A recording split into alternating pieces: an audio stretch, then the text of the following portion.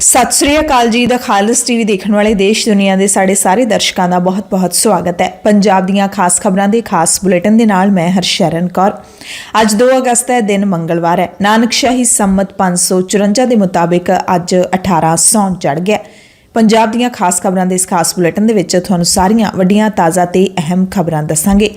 Bulletin ਦੇ ਵਿੱਚ ਸਭ ਤੋਂ ਪਹਿਲਾਂ ਇੱਕ ਵੱਡੇ ਹਾਦਸੇ ਦੀ, ਦਰਦਨਾਕ ਹਾਦਸੇ ਦੀ ਗੱਲ ਕਰਾਂਗੇ ਜਿਹੜਾ ਪੰਜਾਬ ਦੇ ਵਿੱਚ ਵਾਪਰਿਆ ਹੈ।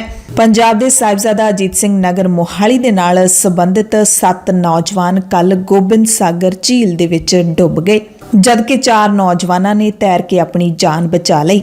ਬਨੂੜ ਨਾਲ ਸੰਬੰਧਿਤ 7 ਨੌਜਵਾਨ ਕੱਲ ਬੰਗਾਣਾ ਸਬ ਡਿਵੀਜ਼ਨ ਅਧੀਨ ਆਉਂਦੇ ਅੰਦਰੌਲੀ ਪਿੰਡ ਦੇ ਵਿੱਚ ਗੋਬਿੰਦ ਸਾਗਰ ਝੀਲ ਦੇ ਵਿੱਚ ਡੁੱਬ ਗਏ। ਮ੍ਰਿਤਕਾਂ ਦੇ ਵਿੱਚ 2 ਸਕੇ ਭਰਾਵਾਂ ਸਮੇਤ 4 ਜਣੇ ਇੱਕੋ ਪਰਿਵਾਰ ਨਾਲ ਸੰਬੰਧਿਤ ਸਨ। ਇਹ ਸਾਰੇ ਨੌਜਵਾਨ ਮੋਟਰਸਾਈਕਲਾਂ ਤੇ ਪੀਰ ਨਿਗਾਹਾ ਬਾਬਾ ਬਾਲਕਨਾਥ ਮੰਦਿਰ ਤੇ ਨੈਣਾ ਦੇਵੀ ਦੀ ਯਾਤਰਾ ਲਈ ਘਰੋਂ ਨਿਕਲੇ ਸੀ। ਡੁੱਬਣ ਵਾਲੇ ਨੌਜਵਾਨ ਪਵਨ ਕੁਮਾਰ, ਰਮਨ ਕੁਮਾਰ, ਲਾਭ ਕੁਮਾਰ, ਲਖਬੀਰ ਸਿੰਘ, ਅਰੁਣ ਕੁਮਾਰ, ਵਿਸ਼ਾਲ ਕੁਮਾਰ ਤੇ ਸ਼ਿਵ ਕੁਮਾਰ ਦੱਸੇ ਜਾ ਰਹੇ ਨੇ। ਇਹਨਾਂ ਸਾਰਿਆਂ ਦੀ ਉਮਰ 16 ਸਾਲ ਤੋਂ ਲੈ ਕੇ 35 ਸਾਲ ਸੀ। ਇੱਕ ਨੌਜਵਾਨ 35 ਸਾਲ ਦਾ ਸੀ, ਜਦਕਿ ਬਾਕੀ ਸਾਰੇ 14 ਸਾਲ ਤੋਂ ਲੈ ਕੇ 19 ਸਾਲ ਤੱਕ ਦੀ ਉਮਰ ਦੇ ਸਨ। ਤੈਰ ਕੇ ਕੰਢੇ ਲੱਗੇ ਨੌਜਵਾਨਾਂ ਦੇ ਵਿੱਚ ਕ੍ਰਿਸ਼ਨ ਲਾਲ, ਗੁਰਪ੍ਰੀਤ ਸਿੰਘ, ਰਮਨ ਕੁਮਾਰ ਤੇ ਸੋਨੂ ਕੁਮਾਰ ਨੇ। ਇਹਨਾਂ ਸਾਰਿਆਂ ਦੀ ਉਮਰ ਵੀ 17 ਤੋਂ ਲੈ ਕੇ 32 ਸਾਲ ਤੱਕ ਹੈ। BBMB ਦੇ ਗੋਤਾਖੋਰਾਂ ਦੀ ਮਦਦ ਨਾਲ ਡੁੱਬੇ ਨੌਜਵਾਨਾਂ ਦੀਆਂ ਲਾਸ਼ਾਂ ਬਾਹਰ ਕੱਢ ਲਈਆਂ ਗਈਆਂ ਨੇ। ਝੀਲ 'ਚ ਡੁੱਬਣ ਵਾਲੇ ਸਾਰੇ ਨੌਜਵਾਨ ਬਨੂੜ ਦੇ ਵਾਰਡ ਨੰਬਰ 11 ਦੀ ਨੀਰਾ ਸ਼ਾਹ ਕਲੋਨੀ ਦੇ ਰਹਿਣ ਵਾਲੇ ਸੀ। ਇਸ ਵੱਡੀ ਘਟਨਾ ਤੋਂ ਬਾਅਦ ਪੂਰੇ ਬਨੂੜ ਸ਼ਹਿਰ ਦੇ ਵਿੱਚ, ਸਾਰੇ ਇਲਾਕੇ ਦੇ ਵਿੱਚ ਸੋਗ ਦੀ ਲਹਿਰ ਹੈ। ਮ੍ਰਿਤਕਾਂ ਦੇ ਪਰਿਵਾਰਾਂ ਦਾ ਰੋ ਕੇ ਬੁਰਾ ਹਾਲ ਤਾਂ ਹੋਣਾ ਹੀ ਸੀ। ਜਿਹੜੇ ਆਂਢੀ ਗੁਆਂਢੀ ਨੇ, ਰਿਸ਼ਤੇਦਾਰ ਨੇ, ਉਹ ਵੀ ਸੋਗ 'ਚ ਡੁੱਬੇ ਹੋਏ ਨੇ। ਪੀੜਤ ਨੌਜਵਾਨਾਂ ਦੇ ਪਰਿਵਾਰਕ ਮੈਂਬਰਾਂ ਨੇ ਦੱਸਿਆ ਕਿ 11 ਨੌਜਵਾਨ 5 ਮੋਟਰਸਾਈਕਲਾਂ ਤੇ ਕੱਲ ਸਵੇਰੇ ਹੀ 5 ਵਜੇ ਨਿਕਲੇ ਸਨ। ਪੀਰ ਨਿਗਾਹਾ ਬਾਬਾ ਬਾਲਕਨਾਥ ਮੰਦਿਰ ਤੇ ਨੈਣਾ ਦੇਵੀ ਦੀ ਯਾਤਰਾ ਲਈ ਨਿਕਲੇ ਸੀ। ਸਾਰਿਆਂ ਨੇ 3 ਅਗਸਤ ਨੂੰ ਵਾਪਸ ਪਰਤਣਾ ਸੀ, ਯਾਨੀ ਕਿ ਕੱਲ ਨੂੰ ਵਾਪਸ ਪਰਤਣਾ ਸੀ। ਇਸ ਕਲੋਨੀ ਦੇ ਵਸਨੀਕਾਂ ਨੇ ਬਾਬਾ ਬਾਲਕਨਾਥ ਮੰਦਿਰ ਵਿੱਚ ਲੰਗਰ ਲਾਇਆ ਹੋਇਆ ਸੀ, ਜਿੱਥੇ ਪਹੁੰਚ ਕੇ ਇਹਨਾਂ ਨੌਜਵਾਨਾਂ ਨੇ ਸੇਵਾ ਕਰਨੀ ਸੀ। ਪਰ ਉਸ ਤੋਂ ਪਹਿਲਾਂ ਹੀ ਘਟਨਾ ਬਾਅਦ ਦੁਪਹਿਰ 3:30 ਵਜੇ ਵਾਪਰ ਗਈ। ਨਾਲ ਗਏ ਇਹ ਨੌਜਵਾਨਾਂ ਚੋਂ ਇੱਕ ਨੌਜਵਾਨ ਕ੍ਰਿਸ਼ਨ ਨੇ ਇਸ ਘਟਨਾ ਦੇ ਬਾਰੇ ਆਪਣੇ ਪਰਿਵਾਰਾਂ ਨੂੰ ਦੱਸਿਆ। ਪਤਾ ਲੱਗਿਆ ਕਿ ਇੱਕ ਨੌਜਵਾਨ ਝੀਲ ਦੇ ਵਿੱਚ ਨਹਾਉਣ ਲੱਗਿਆ ਸੀ। ਜ਼ਿਆਦਾ ਡੂੰਘਾਈ ਕਾਰਨ ਉਹ ਪਾਣੀ ਦੇ ਵਿੱਚ ਵਹਿਣ ਲੱਗ ਗਿਆ।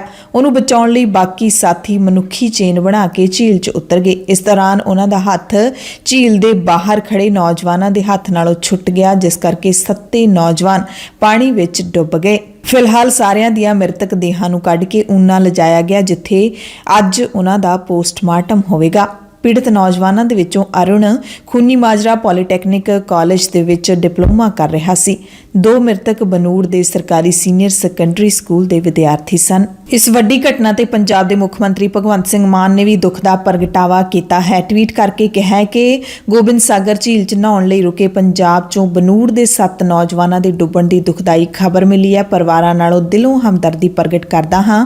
ਪਰਮਾਤਮਾ ਮੂਹਰੇ ਅਰਦਾਸ ਹੈ, ਵਿਛੜੀਆਂ ਰੂਹਾਂ ਨੂੰ ਆਤਮਿਕ ਸ਼ਾਂਤੀ ਬਖਸ਼ਣ, ਪਰਿਵਾਰ ਨੂੰ ਭਾਣਾ ਮੰਨਣ ਦਾ ਬਲ ਬਖਸ਼ਣ।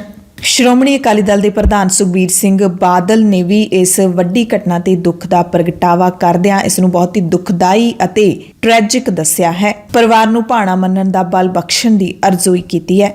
ਪੰਜਾਬ ਕਾਂਗਰਸ ਦੇ ਪ੍ਰਧਾਨ ਅਮਰਿੰਦਰ ਸਿੰਘ ਰਾਜਾ ਵੜਿੰਗ ਨੇ ਵੀ ਇਸ ਘਟਨਾ ਤੇ ਦੁੱਖ ਦਾ ਪ੍ਰਗਟਾਵਾ ਕੀਤਾ। ਸ਼ੁਭਦੀਪ ਸਿੰਘ ਮੂਸੇਵਾਲਾ ਕਤਲकांड ਨੂੰ ਅੱਜ ਪੂਰੇ 65 ਦਿਨ ਹੋ ਜਾਣਗੇ। ਮੂਸੇਵਾਲਾ ਕਤਲकांड ਦੀ ਅਪਡੇਟ ਇੱਕ ਤੁਹਾਨੂੰ ਦੱਸ ਦਿੰਨੇ ਹਾਂ। ਇੱਕ ਵੱਡੀ ਅਪਡੇਟ ਸਾਹਮਣੇ ਆ ਰਹੀ ਹੈ। ਹਾਲਾਂਕਿ ਪੰਜਾਬ ਪੁਲਿਸ ਤੇ ਦਿੱਲੀ ਪੁਲਿਸ ਕਤਲकांड ਦੇ ਵਿੱਚ 6 ਸ਼ੂਟਰਾਂ ਨੂੰ ਹੀ ਮੰਨਦੀ ਆ ਰਹੀ ਹੈ ਅਤੇ 6ਵਾਂ ਜਿਹੜਾ ਸ਼ੂਟਰ ਹੈ ਦੀਪਕ ਮੁੰਡੀ, ਉਸ ਦੀ ਗ੍ਰਿਫਤਾਰੀ ਨੂੰ ਲੈ ਕੇ ਵੀ ਪੁਲਿਸ ਨੇ ਕਈ ਦਿਨਾਂ ਤੋਂ ਲਗਾਤਾਰ ਚੁੱਪੀ ਧਾਰੀ ਹੋਈ ਹੈ। ਪਰ ਇਸ ਕਾਂਡ ਦੇ ਵਿੱਚ 6 ਦੀ ਥਾਂ ਤੇ 9 ਸ਼ੂਟਰ ਹੋਣ ਦਾ ਮਾਮਲਾ ਹੁਣ ਸਾਹਮਣੇ ਆਇਆ।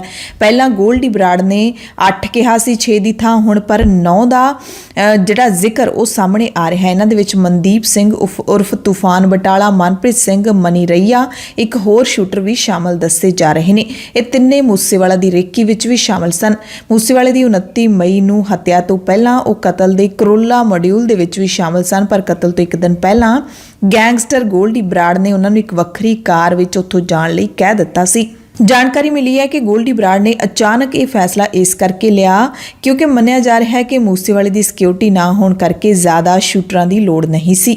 ਤੇ ਇਹ ਜਿਹੜੀ ਸਾਰੀ ਜਾਣਕਾਰੀ ਹੈ ਉਹ ਦਿੱਲੀ ਪੁਲਿਸ ਦੀ ਜਾਂਚ ਵਿੱਚ ਸਾਹਮਣੇ ਆਈ ਹੈ ਤੇ ਦਿੱਲੀ ਪੁਲਿਸ ਨੇ ਇਸ ਬਾਰੇ ਪੰਜਾਬ ਪੁਲਿਸ ਨੂੰ ਵੀ ਦੱਸ ਦਿੱਤਾ ਹੈ। ਪੁਲਿਸ ਹੁਣ ਇਹਨਾਂ ਤਿੰਨਾਂ ਦੀ ਗ੍ਰਿਫਤਾਰੀ ਲਈ ਵੀ ਛਾਪੇ ਮਾਰ ਰਹੀ ਹੈ, ਪਰ ਪਤਾ ਲੱਗਿਆ ਕਿ ਇਹ ਤਿੰਨੇ ਬੇਖੌਫ ਹੋ ਕੇ ਫੇਸਬੁੱਕ ਚਲਾ ਰਹੇ ਨੇ। ਸੋਸ਼ਲ ਮੀਡੀਆ ਤੇ ਪੁਲਿਸ ਨੂੰ ਇਹਨਾਂ ਨੇ ਚੁਣੌਤੀ ਵੀ ਦਿੱਤੀ ਹੈ, ਜਿਸ ਵਿੱਚ ਲਿਖਿਆ ਹੈ ਕਿ ਜ਼ਰੂਰੀ ਨਹੀਂ ਕਿ ਜੰਗ ਸਿਰਫ ਜਿੱਤਣ ਲਈ ਲੜੀ ਜਾਂਦੀ ਹੈ, ਕਈ ਵਾਰੀ ਇਹ ਦੱਸਣਾ ਵੀ ਜ਼ਰੂਰੀ ਹੋ ਜਾਂਦਾ ਹੈ ਕਿ ਅਸੀਂ ਹਲੇ ਜਿਉਂਦੇ ਹਾਂ। ਇਸ ਦੌਰਾਨ ਮਾਨਸਾ ਦੇ ਐਸਐਸਪੀ ਗੌਰਵ ਤੂਰਾ ਨੇ ਦੱਸਿਆ ਕਿ ਪੁਲਿਸ ਦੀਪਕ ਮੁੰਡੀ ਸਮੇਤ ਇਸ ਮਾਮਲੇ ਨਾਲ ਜੁੜੇ ਹੋਰ ਮੁਲਜ਼ਮਾਂ ਖਿਲਾਫ ਸਖਤ ਕਦਮ ਚੁੱਕ ਰਹੀ ਹੈ। ਪੁਲਿਸ ਨੇ ਕਿਹਾ ਕਿ ਉਹ ਭਾਵੇਂ ਸਾਨੂੰ ਕਿਸੇ ਵੀ ਤਰ੍ਹਾਂ ਆਪਣੇ ਬਚਾਅ ਲਈ ਸੋਸ਼ਲ ਮੀਡੀਆ ਰਾਹੀਂ ਉਲਝਾਉਣ ਦਾ ਯਤਨ ਕਰ ਰਹੇ ਨੇ, ਪਰ ਅਸੀਂ ਉਹਨਾਂ ਤੱਕ ਪਹੁੰਚਣ ਵਿੱਚ ਕਾਮਯਾਬ ਹੋ ਰਹੇ ਹਾਂ। ਇਹ ਪੁਲਿਸ ਨੇ ਦਾਅਵਾ ਕੀਤਾ ਹੈ, ਪਰ ਹਾਲੇ ਤੱਕ ਕੋਈ ਕਾਮਯਾਬੀ ਮਿਲੀ ਨਹੀਂ ਹੈ। ਇਸ ਕਾਮਯਾਬੀ ਦੀ ਅਨਾਉਂਸਮੈਂਟ ਪੁਲਿਸ ਕਦੋਂ ਕਰੇਗੀ, ਇਸ ਦੀ ਜ਼ਰੂਰ ਉਡੀਕ ਰਹੇਗੀ। ਇਨਸਾਫ ਪਸੰਦ ਲੋਕਾਂ ਨੂੰ ਉਡੀਕ ਰਹੇਗੀ ਤੇ ਇਨਸਾਫ ਉਡੀਕ ਰਹੇ ਮਾਪਿਆਂ ਨੂੰ ਸਭ ਤੋਂ ਵੱਡੀ ਉਡੀਕ ਰਹੇਗੀ। ਉਧਰ ਮੋਗਾ ਪੁਲਿਸ ਨੇ ਲਾਰੈਂਸ ਬਿਸ਼ਨੋਈ ਦਾ 10 ਦਿਨ ਦਾ ਰਿਮਾਂਡ ਲੈ ਲਿਆ। ਇਸ ਨੂੰ ਮੂਸੇਵਾਲਾ ਕਤਲकांड ਦਾ ਮੁੱਖ ਸਾਜ਼ਿਸ਼ ਘਾੜਾ ਦੱਸਿਆ ਜਾ ਰਿਹਾ ਹੈ। ਸੋ ਹੁਣ ਪੁਲਿਸ ਦੇ ਮੂਹਰੇ ਸਭ ਤੋਂ ਵੱਡੀ ਚੁਣੌਤੀ ਇਹੀ ਹੈ ਕਿ 6 ਦੀ ਜਗ੍ਹਾ ਤੇ 9 ਹੋ ਗਏ, ਪਰ ਹਾਲੇ ਤੱਕ ਫੜੇ 5 ਗਏ ਨੇ, ਜਿਨ੍ਹਾਂ ਦੇ ਵਿੱਚੋਂ 2 ਦਾ ਜਿਹੜਾ ਐਨਕਾਊਂਟਰ ਕਰ ਦਿੱਤਾ ਗਿਆ। 3 ਪੁਲਿਸ ਦੀ ਗ੍ਰਿਫਤ ਵਿੱਚ ਨੇ। ਬਾਕੀਆਂ ਨੂੰ ਪੁਲਿਸ ਨੇ ਕਿੱਥੋਂ ਲੱਭ ਕੇ ਲਿਆਉਣਾ ਹੈ, ਇਹ ਹੁਣ 65ਵੇਂ ਦਿਨ ਤੱਕ ਵੀ ਪੁਲਿਸ ਦੇ ਲਈ ਇੱਕ ਵੱਡਾ ਚੈਲੰਜ ਹੀ ਬਣਿਆ ਹੋਇਆ। 2.5 ਮਹੀਨੇ ਬੀਤ ਜਾਣਗੇ। ਪੰਜਾਬ ਦੀ ਕੱਚੇ ਅਧਿਆਪਕ ਯੂਨੀਅਨ ਨੇ ਪੰਜਾਬ ਦੇ ਮੁੱਖ ਮੰਤਰੀ ਭਗਵੰਤ ਸਿੰਘ ਮਾਨ ਦਾ ਹਰ ਮੰਚ ਤੇ ਵਿਰੋਧ ਕਰਨ ਦਾ ਐਲਾਨ ਕਰ ਦਿੱਤਾ ਹੈ। ਹਾਲਾਂਕਿ ਕੱਚੇ ਅਧਿਆਪਕ ਯੂਨੀਅਨ ਦਾ ਵਫਦ ਆਪਣੀਆਂ ਮੰਗਾਂ ਨੂੰ ਲੈ ਕੇ ਮੁੱਖ ਮੰਤਰੀ ਭਗਵੰਤ ਮਾਨ ਨੂੰ ਮਿਲਿਆ ਤੇ ਚੋਣਾਂ ਤੋਂ ਪਹਿਲਾਂ ਕੀਤੇ ਵਾਅਦੇ ਪੂਰੇ ਕਰਦਿਆਂ ਕੱਚੇ ਅਧਿਆਪਕਾਂ ਨੂੰ ਤੁਰੰਤ ਰੈਗੂਲਰ ਕਰਨ ਦੀ ਮੰਗ ਰੱਖੀ। ਆਗੂਆਂ ਨੇ ਕਿਹਾ ਕਿ ਜਦੋਂ ਤੱਕ ਸਰਕਾਰ ਆਪਣਾ ਵਾਅਦਾ ਪੂਰਾ ਨਹੀਂ ਕਰਦੀ, ਉਦੋਂ ਤੱਕ ਅਸੀਂ ਪੂਰੇ ਪੰਜਾਬ ਵਿੱਚ ਮੁੱਖ ਮੰਤਰੀ ਨੂੰ ਕਿਸੇ ਵੀ ਸਟੇਜ ਤੇ ਬੋਲਣ ਨਹੀਂ ਦੇਵਾਂਗੇ। ਇਹ ਵੱਡਾ ਐਲਾਨ ਕੱਚੇ ਅਧਿਆਪਕਾਂ ਦੀ ਯੂਨੀਅਨ ਨੇ ਜਥੇਬੰਦੀ ਨੇ ਕਰ ਦਿੱਤਾ ਹੈ। ਮੀਡੀਆ ਨੂੰ ਜਥੇਬੰਦੀ ਦੇ ਆਗੂਆਂ ਨੇ ਦੱਸਿਆ ਕਿ ਮੁੱਖ ਮੰਤਰੀ ਨਾਲ ਜਥੇਬੰਦੀ ਦੇ 5 ਆਗੂਆਂ ਦੀ ਮੀਟਿੰਗ ਕਰਵਾਏਗੀ। ਮੀਟਿੰਗ ਦੌਰਾਨ ਜਦੋਂ ਮੁੱਖ ਮੰਤਰੀ ਨੂੰ ਜਥੇਬੰਦੀ ਦੇ ਸੰਘਰਸ਼ ਤੇ ਆਪ ਦੇ ਵੱਲੋਂ ਕੱਚੇ ਅਧਿਆਪਕਾਂ ਦੀ ਤਨਖਾਹ 36,000 ਰੁਪਏ ਕਰਨ ਦਾ ਵਾਅਦਾ ਯਾਦ ਕਰਵਾਇਆ ਤਾਂ ਮੁੱਖ ਮੰਤਰੀ ਨੇ ਕਿਹਾ ਕਿ ਅਗਲੇ 7-8 ਮਹੀਨਿਆਂ ਦੇ ਵਿੱਚ ਕੱਚੇ ਮੁਲਾਜ਼ਮਾਂ ਨੂੰ ਅਸੀਂ ਪੱਕੇ ਕਰਨ ਜਾ ਰਹੇ ਹਾਂ, ਪਰ ਹਾਲੇ ਤਨਖਾਹ 'ਚ ਵਾਧਾ ਨਹੀਂ ਕਰ ਸਕਦੇ। ਤਾਂ ਕੱਚੇ ਅਧਿਆਪਕਾਂ ਦਾ ਮੋੜਵਾਂ ਜਵਾਬ ਹੈ ਕਿ ਜੇ ਹਾਲੇ ਸਾਨੂੰ ਰੈਗੂਲਰ ਕਰਨ ਦੀ ਪ੍ਰਕਿਰਿਆ ਨੂੰ ਸਮਾਂ ਲੱਗੂਗਾ ਤਾਂ 6,000 ਰੁਪਏ ਦੀ ਤਨਖਾਹ ਨਾਲ ਅਸੀਂ ਚੁੱਲ੍ਹੇ ਮੰਗਦੇ ਕਿਵੇਂ ਰੱਖੀਏ। ਸੋ ਇਹਨਾਂ ਦੀ ਮੰਗ ਹੈ ਕਿ ਜਿੰਨਾ ਚਿਰ ਤੱਕ ਪੱਕੇ ਨਹੀਂ ਹੁੰਦੇ ਉਹਨਾਂ ਚਿਰ ਤੱਕ ਤਨਖਾਹ 36,000 ਰੁਪਏ ਕਰ ਦਿੱਤੀ ਜਾਵੇ, ਪਰ ਮੁੱਖ ਮੰਤਰੀ ਨੇ ਮੰਗ ਮੰਨਣ ਤੋਂ ਹੱਥ ਖੜੇ ਕਰ ਦਿੱਤੇ ਨੇ। ਤਾਂ ਇਹਨਾਂ ਨੇ ਸਭ ਤੋਂ ਪਹਿਲਾਂ ਤਾਂ 15 ਅਗਸਤ ਨੂੰ ਲੁਧਿਆਣਾ ਦੇ ਵਿੱਚ ਮੁੱਖ ਮੰਤਰੀ ਦੀ ਫੇਰੀ ਦਾ ਵਿਰੋਧ ਕਰਨ ਦਾ ਐਲਾਨ ਕੀਤਾ। ਇਸ ਮੌਕੇ ਮੁੱਖ ਮੰਤਰੀ ਨੇ ਲੁਧਿਆਣੇ ਦੇ ਵਿੱਚ ਤਿਰੰਗਾ ਲਹਿਰਾਉਣ ਦੇ ਲਈ ਪਹੁੰਚਣਾ ਹੈ ਤੇ ਉਸ ਤੋਂ ਬਾਅਦ ਵੀ ਜਿੱਥੇ-ਜਿੱਥੇ ਵੀ ਮੁੱਖ ਮੰਤਰੀ ਜਾਣਗੇ ਇਹ ਮੁੱਖ ਮੰਤਰੀ ਦਾ ਵਿਰੋਧ ਕਰਨ ਦੇ ਲਈ ਪਹੁੰਚਣਗੇ। ਹਾਲਾਂਕਿ ਜ਼ਾਹਿਰ ਜੀ ਗੱਲ ਹੈ, ਆਪਾਂ ਨੂੰ ਵੀ ਪਤਾ ਹੈ ਕਿ ਜਦੋਂ ਵੀ ਵਿਰੋਧ ਕਰਨ ਪਹੁੰਚਿਆ ਕਰਨਗੇ ਤਾਂ ਪੁਲਿਸ ਇਹਨਾਂ ਨੂੰ ਪਹਿਲਾਂ ਹੀ ਕਾਬੂ ਕਰ ਲਿਆ ਕਰੇਗੀ। ਉਹ ਵੱਖਰੀ ਗੱਲ ਹੈ ਕਿ ਜੇ ਗਿਣਤੀ ਬਹੁਤ ਵੱਡੀ ਹੋ ਜਾਵੇ ਤਾਂ ਪੁਲਿਸ ਦੇ ਨਾਲ ਝੜਪ ਵਗੈਰਾ, ਹੰਗਾਮਾ ਵਗੈਰਾ ਹੋ ਸਕਦਾ ਤੇ ਇਹੀ ਪਿਛਲੇ ਸਾਲਾਂ ਦੇ ਵਿੱਚ ਵੀ ਹੁੰਦਾ ਰਿਹਾ। ਲੋਕ ਇਹੀ ਪੁੱਛਦੇ ਨੇ ਕਿ ਆਖਿਰਕਾਰ ਬਦਲਾਅ ਕਿਹੜਾ ਆਇਆ ਹੈ। ਪਹਿਲਾਂ ਵੀ ਸੜਕਾਂ ਦੇ ਉੱਤੇ ਲੋਕ ਬੈਠੇ ਰਹਿੰਦੇ ਸੀ ਤੇ ਹੁਣ ਵੀ ਨਵੀਂ ਸਰਕਾਰ ਬਣਨ ਦੇ ਮਹੀਨੇ ਬਾਅਦ ਹੀ ਲੋਕ ਸੜਕਾਂ ਤੇ ਬਹਿਣੇ ਸ਼ੁਰੂ ਹੋ ਗਏ ਸੀ। ਤੇ ਆਮ ਆਦਮੀ ਪਾਰਟੀ ਦੀ ਸਰਕਾਰ ਦੇ ਲਈ ਇਹੀ ਸਭ ਤੋਂ ਵੱਡਾ ਚੈਲੰਜ ਹੈ ਕਿ ਕਿਵੇਂ ਲੋਕਾਂ ਦੀ ਗੱਲ ਸੁਣਨੀ ਹੈ, ਸਾਰੇ ਕੀਤੇ ਵਾਅਦੇ ਕਿਵੇਂ ਪੂਰੇ ਕਰਨੇ ਨੇ। ਸੂਬੇ ਦੇ ਵਿੱਚ ਮੂੰਗੀ ਦੀ ਸਰਕਾਰੀ ਖਰੀਦ ਵੀ ਬੰਦ ਹੋ ਚੁੱਕੀ ਹੈ, ਜਿਸ ਕਰਕੇ ਕਿਸਾਨ ਜਿਨ੍ਹਾਂ ਦੀ ਮੂੰਗੀ ਹਾਲੇ ਨਹੀਂ ਵਿਕੀ ਸੀ ਉਹ ਪਰੇਸ਼ਾਨ ਹੋ ਗਏ ਨੇ। ਮਾਨਸਾ ਤੋਂ ਖਬਰ ਤੁਹਾਨੂੰ ਦੱਸਦੇ ਹਾਂ, ਜਿੱਥੇ ਅਨਾਜ ਮੰਡੀਆਂ ਦੇ ਵਿੱਚ ਕਿਸਾਨ ਆਪਣੀ ਮੂੰਗੀ ਦੀ ਫਸਲ ਲੈ ਕੇ ਪਹੁੰਚੇ ਸੀ, ਪਰ ਸਰਕਾਰ ਨੇ ਅਚਾਨਕ ਮੂੰਗੀ ਦੀ ਸਰਕਾਰੀ ਖਰੀਦ ਕੱਲ੍ਹ ਬੰਦ ਕਰ ਦਿੱਤੀ। ਕਿਸਾਨ ਫਸਲ ਲੈ ਕੇ ਪਹੁੰਚੇ ਪਰ ਕੋਈ ਸਰਕਾਰੀ ਅਧਿਕਾਰੀ ਬੋਲੀ ਵਾਸਤੇ ਨਹੀਂ ਆਇਆ। ਕਿਸਾਨਾਂ ਨੂੰ ਮਾਰਕਫੈਡ ਅਤੇ ਮਾਰਕੀਟ ਕਮੇਟੀ ਦੇ ਅਧਿਕਾਰੀਆਂ ਤੋਂ ਹੀ ਬੋਲੀ ਦੇ ਬੰਦ ਹੋਣ ਸੰਬੰਧੀ ਜਾਣਕਾਰੀ ਮਿਲੀ। ਪਤਾ ਹੀ ਨਹੀਂ ਸੀ ਕਿ ਸਰਕਾਰ ਨੇ ਅਚਾਨਕ ਬੰਦ ਕਰ ਦਿੱਤੀ ਹੈ ਤੇ ਮੂੰਗੀ ਹੇਠਲਾ ਸਭ ਤੋਂ ਵੱਧ ਰਕਬਾ ਸੂਬੇ ਦੇ ਵਿੱਚ ਮਾਨਸਾ ਜ਼ਿਲ੍ਹੇ ਦੇ ਵਿੱਚ ਹੀ ਆਉਂਦਾ ਹੈ। ਮਾਰਕਫੈਡ ਦੇ ਜ਼ਿਲ੍ਹਾ ਮੈਨੇਜਰ ਮਨੀਸ਼ ਕੁਮਾਰ ਗਰਗ ਨੇ ਦੱਸਿਆ ਕਿ ਹੁਣ ਤੱਕ 1288 ਮੀਟ੍ਰਿਕ ਟਨ ਮੂੰਗੀ ਦੀ ਸਰਕਾਰੀ ਖਰੀਦ ਕੱਲੇ ਮਾਨਸਾ ਜ਼ਿਲ੍ਹੇ ਦੇ ਵਿੱਚ ਕੀਤੀ ਗਈ ਹੈ। ਐਤਕੀ ਦਰਅਸਲ ਮੁੱਖ ਮੰਤਰੀ ਭਗਵੰਤ ਸਿੰਘ ਮਾਨ ਨੇ ਐਲਾਨ ਕੀਤਾ ਸੀ ਕਿ ਮੂੰਗੀ ਦੀ ਜਿਹੜੀ ਸਰਕਾਰੀ ਖਰੀਦ ਹੈ ਉਹ MSP ਤੇ ਕੀਤੀ ਜਾਊਗੀ, ਪਰ ਕਿਸਾਨਾਂ ਨੂੰ ਹੁਣ ਪਤਾ ਲੱਗਿਆ ਕਿ ਖਰੀਦ ਪੰਜਾਬ ਸਰਕਾਰ ਦੇ ਵੱਲੋਂ 31 ਜੁਲਾਈ ਤੱਕ ਹੀ ਕੀਤੇ ਜਾਣ ਦਾ ਫੈਸਲਾ ਲਿਆ ਗਿਆ ਸੀ। ਦੂਜੇ ਪਾਸੇ ਸਰਕਾਰੀ ਖਰੀਦ ਬੰਦ ਹੋਣ ਕਰਕੇ ਪ੍ਰਾਈਵੇਟ ਵਪਾਰੀ ਨੇ ਜਿਹੜੇ ਉਹ ਮੂੰਗੀ ਦੀ ਖਰੀਦ 1700 ਤੋਂ ਲੈ ਕੇ 4500 ਰੁਪਏ ਪ੍ਰਤੀ ਕੁਇੰਟਲ ਕਰ ਰਹੇ ਨੇ। ਹਾਲਾਂਕਿ ਸਰਦੂਲਗੜ੍ਹ ਤੋਂ ਵਿਧਾਇਕ ਗੁਰਪ੍ਰੀਤ ਸਿੰਘ ਬਣਾਵਾਲੀ ਨੇ ਕਿਹਾ ਹੈ ਕਿ ਮੂੰਗੀ ਦੀ ਸਰਕਾਰੀ ਖਰੀਦ ਦਾ ਸਮਾਂ ਹੋਰ ਵਧਾਇਆ ਜਾਵੇ, ਇਸ ਲਈ ਉਹ ਮੁੱਖ ਮੰਤਰੀ ਭਗਵੰਤ ਸਿੰਘ ਮਾਨ ਨੂੰ ਮਿਲਣਗੇ ਤੇ ਉਹਨਾਂ ਨੂੰ ਆਸ ਹੈ ਕਿ ਸਰਕਾਰੀ ਖਰੀਦ ਹੈ ਜਿਹੜੀ ਮੁੜ ਤੋਂ ਸ਼ੁਰੂ ਹੋਵੇਗੀ। ਵੱਡੀ ਖਬਰ ਸੱਚਖੰਡ ਸ੍ਰੀ ਦਰਬਾਰ ਸਾਹਿਬ ਦੇ ਨਾਲ ਜੁੜੀ ਹੋਈ ਹੈ। ਕੇਂਦਰ ਸਰਕਾਰ ਨੇ ਸੱਚਖੰਡ ਸ੍ਰੀ ਹਰਿਮੰਦਰ ਸਾਹਿਬ ਕੰਪਲੈਕਸ ਤੋਂ ਬਾਹਰ ਸਥਿਤ ਸਾਰੀਆਂ ਜਿਹੜੀਆਂ ਸਰਾਵਾਂ ਨੇ ਉਹਨਾਂ ਤੇ 12% GST ਦੀ ਸ਼ਰਤ ਲਾਗੂ ਕਰ ਦਿੱਤੀ ਹੈ। ਇਸ ਦੇ ਚੱਲਦਿਆਂ ਦਰਬਾਰ ਸਾਹਿਬ ਦੀ ਜਿਹੜੀ ਸਾਰਾਗੜੀ ਸਰਾਂ ਹੈ ਉਸ ਤੇ ਸਰਕਾਰ ਨੇ ਲਗਭਗ 2 ਕਰੋੜ ਰੁਪਏ ਤੋਂ ਵੱਧ ਟੈਕਸ ਤੇ ਜੁਰਮਾਨਾ ਲਾ ਦਿੱਤਾ ਹੈ। ਇਸ ਤੋਂ ਪਹਿਲਾਂ ਕੇਂਦਰ ਸਰਕਾਰ ਵੱਲੋਂ ਦਰਬਾਰ ਸਾਹਿਬ ਦੇ ਲੰਗਰ ਘਰ ਲਈ ਖਰੀਦੀਆਂ ਜਾਂਦੀਆਂ ਵਸਤੂਆਂ ਤੇ ਵੀ GST ਲਾ ਦਿੱਤਾ ਗਿਆ ਸੀ, ਜਿਸ ਨੂੰ ਹਟਾਉਣ ਦੇ ਲਈ ਸ਼੍ਰੋਮਣੀ ਗੁਰਦੁਆਰਾ ਪ੍ਰਬੰਧਕ ਕਮੇਟੀ ਨੂੰ ਲੰਮੀ ਜੱਦੋ-ਜਹਿਦ ਕਰਨੀ ਪਈ ਸੀ ਤੇ ਹੁਣ ਜੁਲਾਈ ਮਹੀਨੇ ਤੋਂ ਕੇਂਦਰ ਸਰਕਾਰ ਨੇ ਗੁਰਦੁਆਰਾ ਕੰਪਲੈਕਸ ਦੇ ਘੇਰੇ ਤੋਂ ਬਾਹਰ ਬਣੀਆਂ ਸਰਾਵਾਂ ਨੂੰ GST ਦੇ ਘੇਰੇ ਵਿੱਚ ਲਿਆਉਣ ਦਾ ਐਲਾਨ ਕਰ ਦਿੱਤਾ ਹੈ।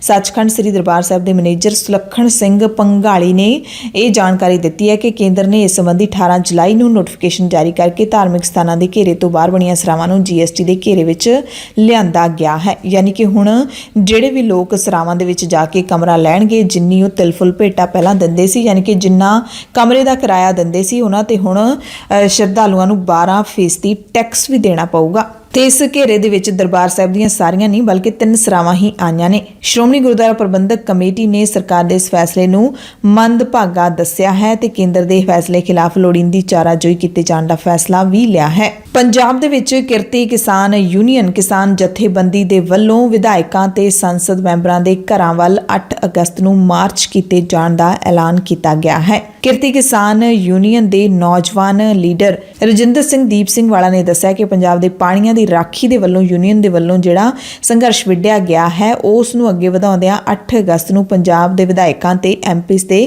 ਘਰਾਂ ਵੱਲ ਮੋਟਰਸਾਈਕਲ ਮਾਰਚ ਕੱਢੇ ਜਾਣਗੇ ਤੇ ਪਾਣੀਆਂ ਦੇ ਮਸਲੇ ਤੇ ਵਿਧਾਨ ਸਭਾ 'ਚ ਡੈਮ ਸੁਰੱਖਿਆ ਐਕਟ ਰੱਦ ਕਰਵਾਉਣ ਦਾ ਮਤਾ ਪਾਸ ਕਰਵਾਉਣ, ਸੰਸਦ ਵਿੱਚ ਪਾਣੀਆਂ ਦੇ ਮਸਲੇ ਤੇ ਸੂਬਿਆਂ ਦੇ ਅਧਿਕਾਰਾਂ 'ਚ ਕੇਂਦਰ ਦੀ ਦਖਲਅੰਦਾਜ਼ੀ ਰੋਕਣ ਲਈ ਆਵਾਜ਼ ਚੁੱਕਣ ਦੀ ਮੰਗ ਕੀਤੀ ਜਾਊਗੀ। ਪੰਜਾਬ ਦੀ ਪੰਚਾਇਤੀ ਜ਼ਮੀਨ ਤੋਂ ਕਬਜ਼ੇ ਛੁਡਾਉਣ ਦੀ ਮੁਹਿੰਮ ਤਹਿਤ ਜਿਹੜਾ ਲਵਲੀ ਪ੍ਰੋਫੈਸ਼ਨਲ ਯੂਨੀਵਰਸਿਟੀ ਵੀ ਵਿਵਾਦਾਂ ਦੇ ਵਿੱਚ ਘਿਰ ਗਈ ਹੈ। ਯੂਨੀਵਰਸਿਟੀ ਵੱਲੋਂ ਵੀ ਪੰਚਾਇਤੀ ਜ਼ਮੀਨ ਹੜੱਪਣ ਦੇ ਗੰਭੀਰ ਦੋਸ਼ ਲੱਗ ਰਹੇ ਨੇ। ਉਸ ਮਾਮਲੇ ਦੇ ਵਿੱਚ ਹੁਣ ਕਾਂਗਰਸ ਪਾਰਟੀ ਆਪ ਸਰਕਾਰ ਨੂੰ ਘੇਰ ਰਹੀ ਹੈ।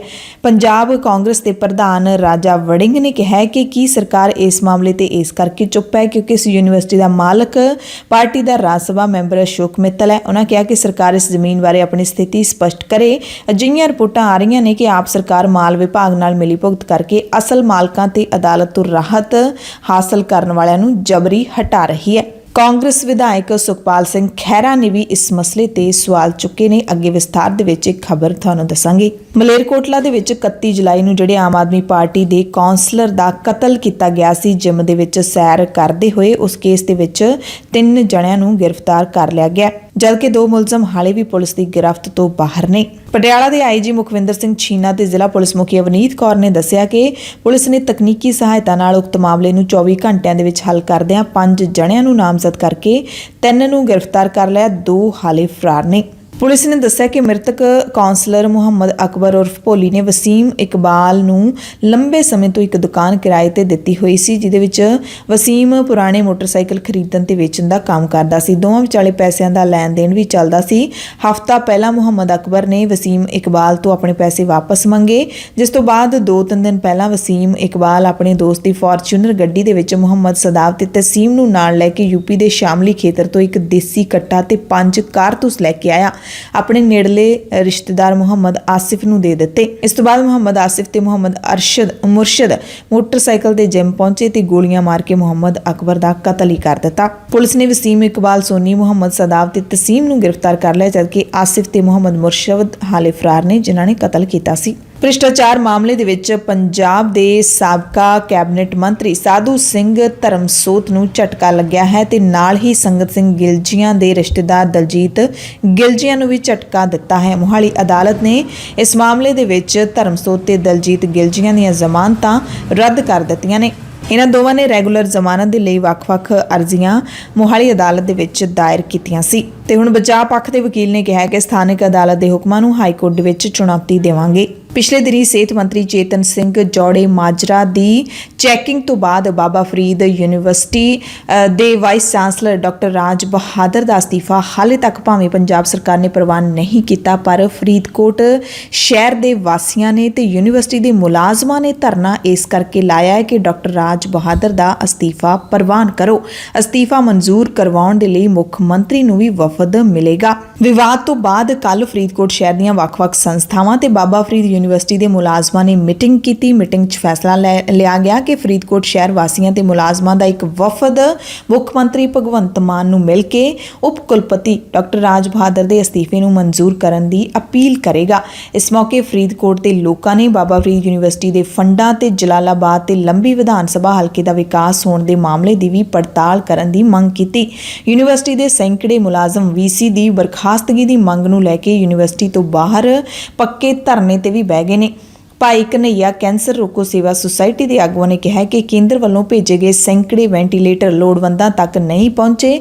125 ਕਰੋੜ ਦੀ ਗ੍ਰਾਂਟ ਜਾਰੀ ਹੋਣ ਦੇ ਬਾਵਜੂਦ ਕਰੋਨਾ ਦੌਰਾਨ ਲੋਕਾਂ ਨੂੰ ਕੋਈ ਸਹੂਲਤ ਨਹੀਂ ਮਿਲੀ, ਜਦਕਿ ਡਾਕਟਰ ਰਾਜ ਬਹਾਦਰ ਆਪਣਾ ਪੱਖ ਪੂਰਦੇ ਹੋਏ ਕਹਿ ਰਹੇ ਨੇ ਕਿ ਮੈਂ ਹਮੇਸ਼ਾ ਯੂਨੀਵਰਸਿਟੀ ਤੇ ਹਸਪਤਾਲ ਦੀ ਬਿਹਤਰੀ ਲਈ ਯਤਨ ਕੀਤੇ ਨੇ, ਹਸਪਤਾਲ ਦੀਆਂ ਘਾਟਾਂ ਪੂਰੀਆਂ ਕਰਨ ਦੇ ਲਈ ਯਤਨਸ਼ੀਲ ਰਹੇ ਹਾਂ। ਹਾਲਾਂਕਿ ਜਿਹੜੇ ਪੰਜਾਬ ਦੇ ਲੋਕ ਨੇ ਜਾਂ ਫਿਰ ਸਿਆਸਤਦਾਨ ਨੇ ਉਹ ਇਸ ਮਸਲੇ ਤੇ ਆਪਣੀ ਜਿਹੜੀ ਦੋ ਰਾਏ ਹੀ ਰੱਖ ਰਹੇ ਨੇ। ਕੋਈ ਸਿਹਤ ਮੰਤਰੀ ਦੇ ਹੱਕ ਦੇ ਵਿੱਚ ਹੈ, ਕੋਈ ਡਾਕਟਰ ਰਾਜ ਬਹਾਦਰ ਦੀਆਂ ਸੇਵਾਵਾਂ ਦੇ ਹੱਕ ਵਿੱਚ ਖੜਾ ਹੈ, ਪਰ ਜਿਹੜੇ ਇਲਾਕੇ ਦੇ ਲੋਕ ਨੇ ਉਹ ਜਿਹੜਾ ਵੀਸੀ ਡਾਕਟਰ ਰਾਜ ਕੁਮਾਰ ਦੇ ਵਤੀਰੇ ਤੋਂ ਤੰਗ ਹੀ ਤੰਗ ਨੇ। ਪਿਛਲੇ ਦਿਨਾਂ ਦੇ ਵਿੱਚ ਕਈ ਅਜਿਹੀਆਂ ਖਬਰਾਂ ਸਾਹਮਣੇ ਆ ਚੁੱਕੀਆਂ ਨੇ। ਸਮਾਜ ਸੇਵੀ ਲੱਖਾ ਸਿਧਾਣਾ ਵੀ ਸਿਹਤ ਮੰਤਰੀ ਨੂੰ ਸ਼ਾਬਾਸ਼ੀ ਦਿੰਦੇ ਹੋਏ ਰਾਜ ਬਹਾਦਰ ਦੇ ਜਿਹੜੇ ਘਪਲੇ ਕੀਤੇ ਨੇ ਉਹਨਾਂ ਦੀ ਜਾਂਚ ਕਰਨ ਦੀ ਮੰਗ ਕਰ ਚੁੱਕੇ ਨੇ। ਤੇ ਜੇ ਸਿਹਤ ਮੰਤਰੀ ਚੇਤਨ ਸਿੰਘ ਜੌੜੇ ਮਾਜਰਾ ਦੇ ਹਲਕੇ ਦੀ ਗੱਲ ਕਰ ਲਈਏ ਤਾਂ ਸਮਾਣਾ ਹਲਕੇ ਦੀਆਂ ਸਾਬਕਾ ਤੇ ਮੌਜੂਦਾ ਪੰਚਾਇਤਾਂ ਵੀ ਸਿਹਤ ਮੰਤਰੀ ਦੇ ਸਮਰਥਨ ਵਿੱਚ ਨਿੱਤਰ ਆਈਆਂ ਨੇ।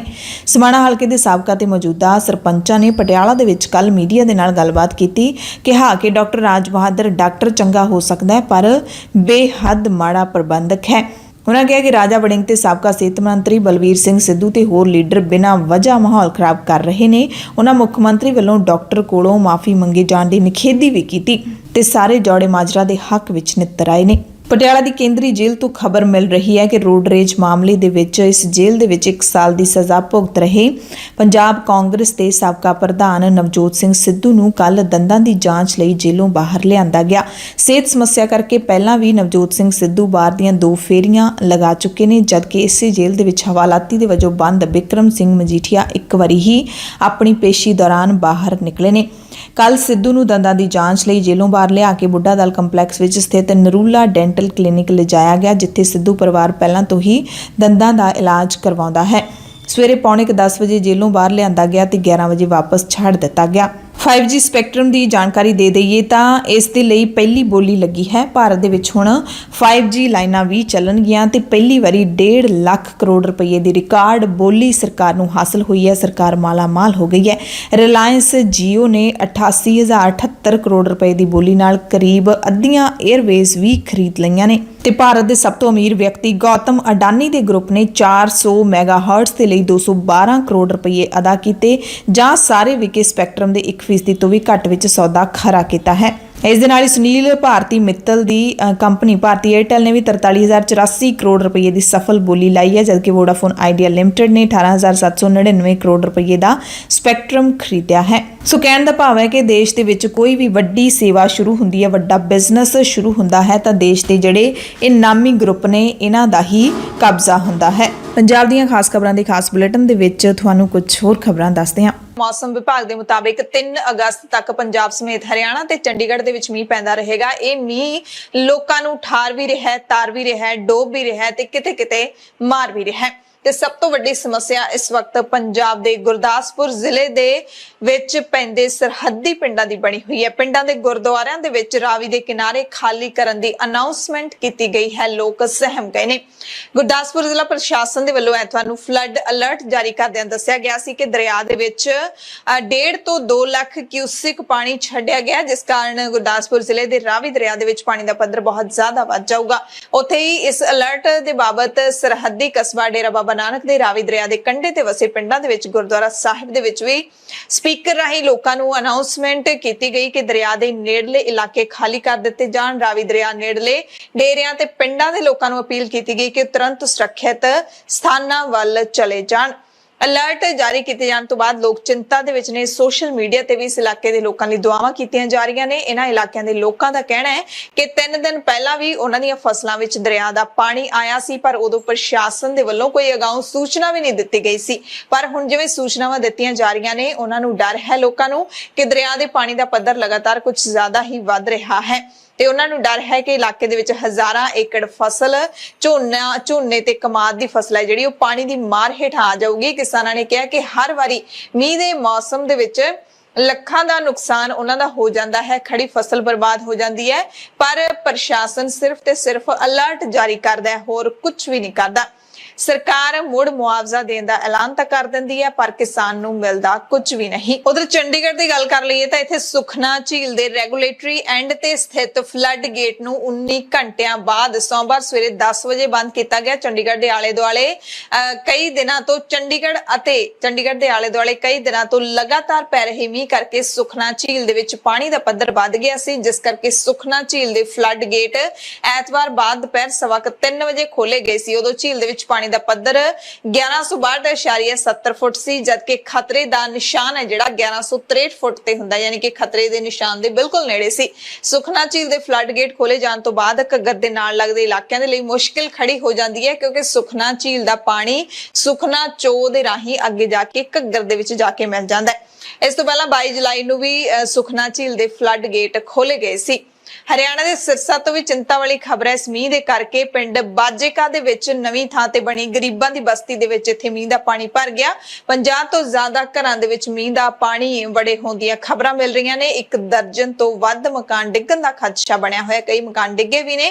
परिवारां ने घरां दे विच समान बाहर कढ लिया ते बस्ती विच रहण वाले परिवारां ने डिग्गे घरां दे मुआवजे दी मंग भी की है। संसद दी खबर तुहानूं दस दिंदे हां। संसद ने सोमवार नूं समूहिक तबाही वाले हथियारां दी फंडिंग ते पाबंदी लाउण वाला बिल पास कर दिता। हालांकि बड़ी चर्चा चल रही सी कि सोमवार नूं महंगाई दे मुद्दे ते चर्चा की जाएगी, पर अजिहा कुछ भी देखण नूं नहीं मिलिया। जिहड़ा बिल इह पास किया गया है, इह लोक सभा दे विच पहलां ही पास हो चुकिया सी। इस तों बाद राज सभा दे विच सोमवार नूं पास किया गया। इह बिल केंद्र नूं अजिहियां कार्रवाईआं दे विच शामिल लोकां दीआं वित्ती संपत्तियां ते आर्थिक स्रोतां नूं जब्त करन दा अधिकार दिंदा है। समूहिक तबाही वाले हथियारां दी फंडिंग ते पाबंदी लाउण वाला यह बिल है।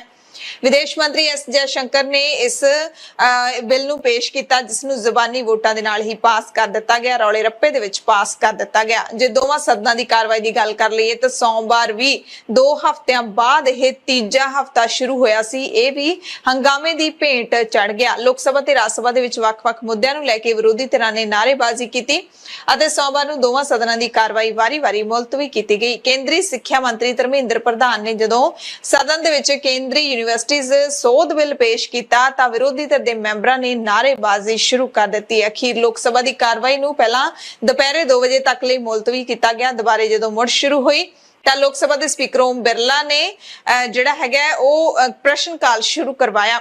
विरोधी धिर दे मैंबरां ने फिर नारेबाजी शुरू कर दी। विरोधी धिर दे लीडर 4 कांग्रेसी लीडरां दी मुअत्तली रद्द करन दी मंग कर रहे सी। राज सभा दे विच भी विरोधी धिर दे मैंबरां ने ईडी दी कार्रवाई दे विरोध विच नारेबाजी की। सदन दी कार्रवाई चला रहे भुवनेश्वर कलीता ने आखिरकार कार्रवाई नूं मुलतवी कर दिता सी।